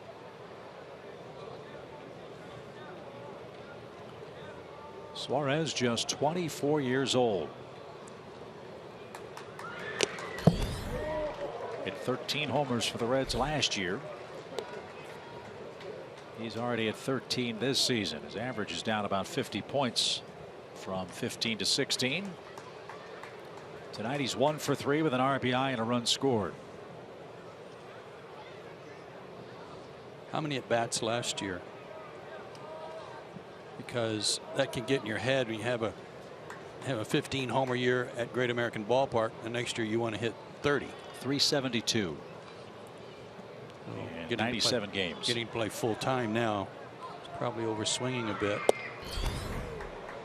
2 balls and a strike. And Todd Frazier gone. Aroldis Chapman gone. Marlon Byrd gone. Brian Pena gone from the Reds last season.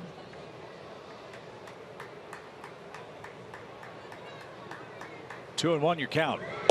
And nearly hit him. Ball 3. Tyler Holt is on deck. I just want to worry about him tomorrow.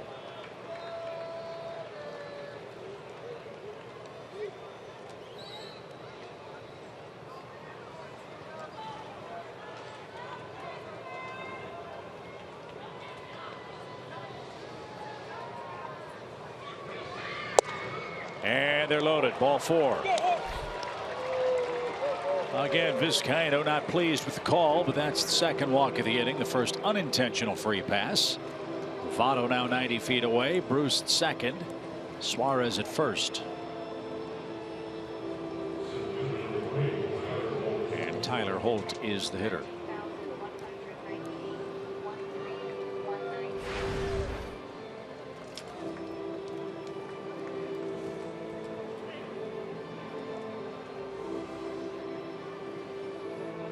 So no place to put Holt. 23 pitches for Vizcaino.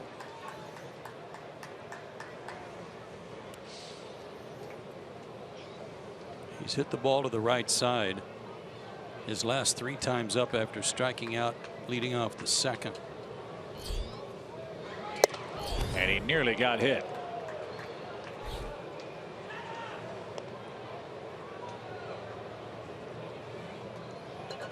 Freeman way off the line at first. Peterson's more up the middle.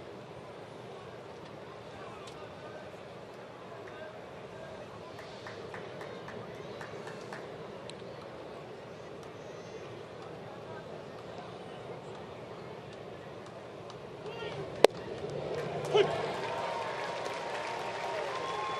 think he's had a little better command of that breaking ball than he has his fastball tonight. Yeah, his fastball looks like he's pulling that front side a little bit and arms dragging. I don't know if he's trying to throw it too hard or being a little location conscious.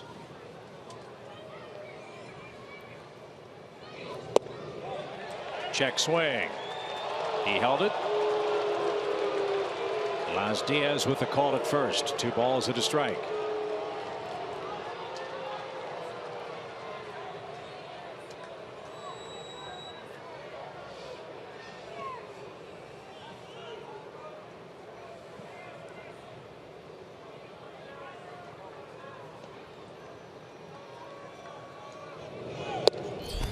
Three and 1. He's got to throw a strike or it's going to cost him a run. Yeah, he's been missing to that same spot, Tom.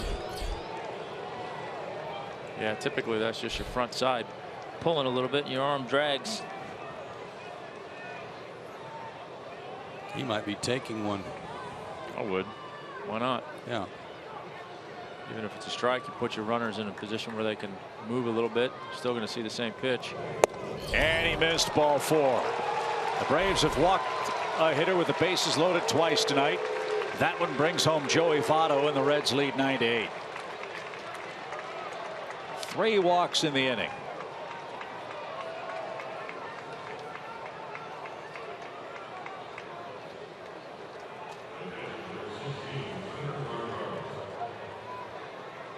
And Tucker Barnhart gets to hit again. He's 0 for 4 with 2 strikeouts.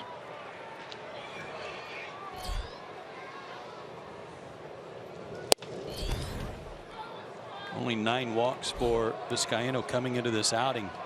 Granted, one of them this inning is intentional, but very rare to see him struggle this much with his command of his fastball. He pitched like this in San Diego, Joe. That Yeah, that's right. Game where the Braves had the lead and he couldn't finish it off. He didn't have good fastball command on June the 7th. 3 hits, 2 runs. As the Padres came back in the 9th to win. Orioles has given up the go-ahead run in the 9th tonight. a bouncing ball to first. Freddie Freeman's got it. Pitcher to the bag, and that will retire the side. It took Vizcaíno 31 pitches to get 3 outs, but the Reds cash in a bloop double by Joey Votto and a bases loaded walk. Freddie Freeman coming up.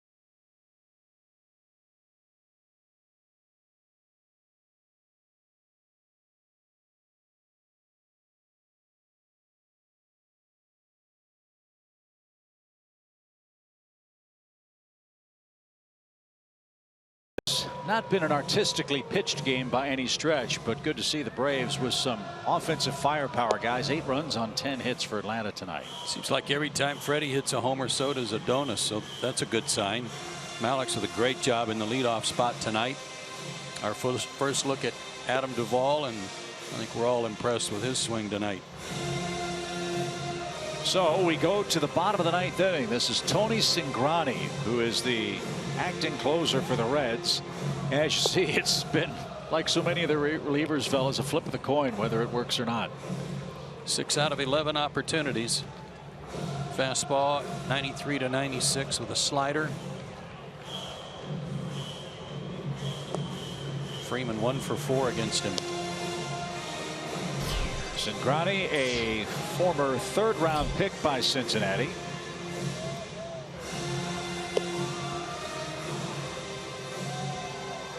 Moved to the bullpen most of the season last year for the Reds. He pitched in 35 games, made just 1 start. He's been troubled with left shoulder problems.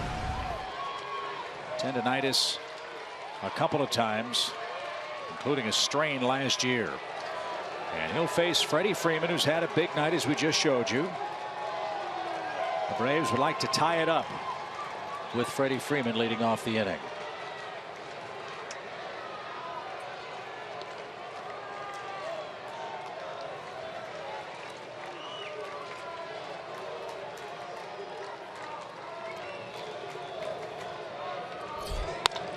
First pitch swing, and Brandon Phillips, a Gold Glover, makes another good play. Brandon Phillips took care of a wicked ground ball off the bat of Inciarte in the 8th inning. A 4-time Gold Glover, and among second basemen, the best fielding percentage in history. That's pretty good then, isn't it? Yeah. Yes. And he's 1 Gold Glove away from tying Joe Morgan for the Reds team record. So 1 pitch, 1 out, takes care of Freeman. Nick Markakis looks for his first hit.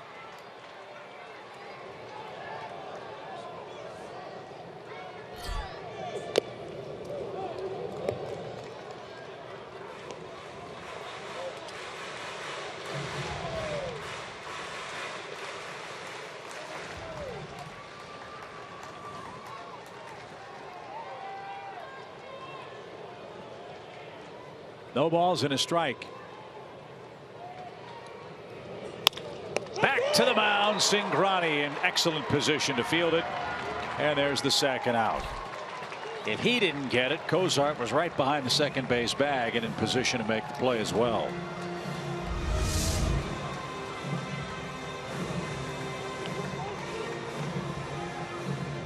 Squared up. Put himself in a good position to help himself. Yeah, which you so many times nowadays you don't see it, but good position, good play. Well, Adonis tied it once. Can he tie it again? That was a homer off Ross Ohlendorf. And he takes a strike. Yeah, Ohlendorf, an inning, 2 hits, 2 walks, a run, and he's in line to get the win.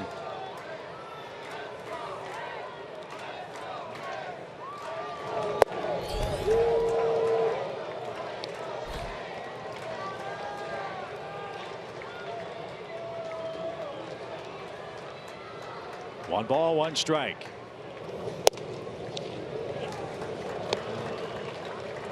And at the rate that this series has begun with regards to pitching, Chris Welsh, Don Sutton, and Tom Glavine might be in play for the finale on Thursday afternoon. Ground ball toward third. Suarez has it. Long throw. The Reds have survived in game 1. They beat the Braves by a 9-8 final score. Wow. Cincinnati gets 9 runs on 9 hits, and they have now won 10 of their last 16 games.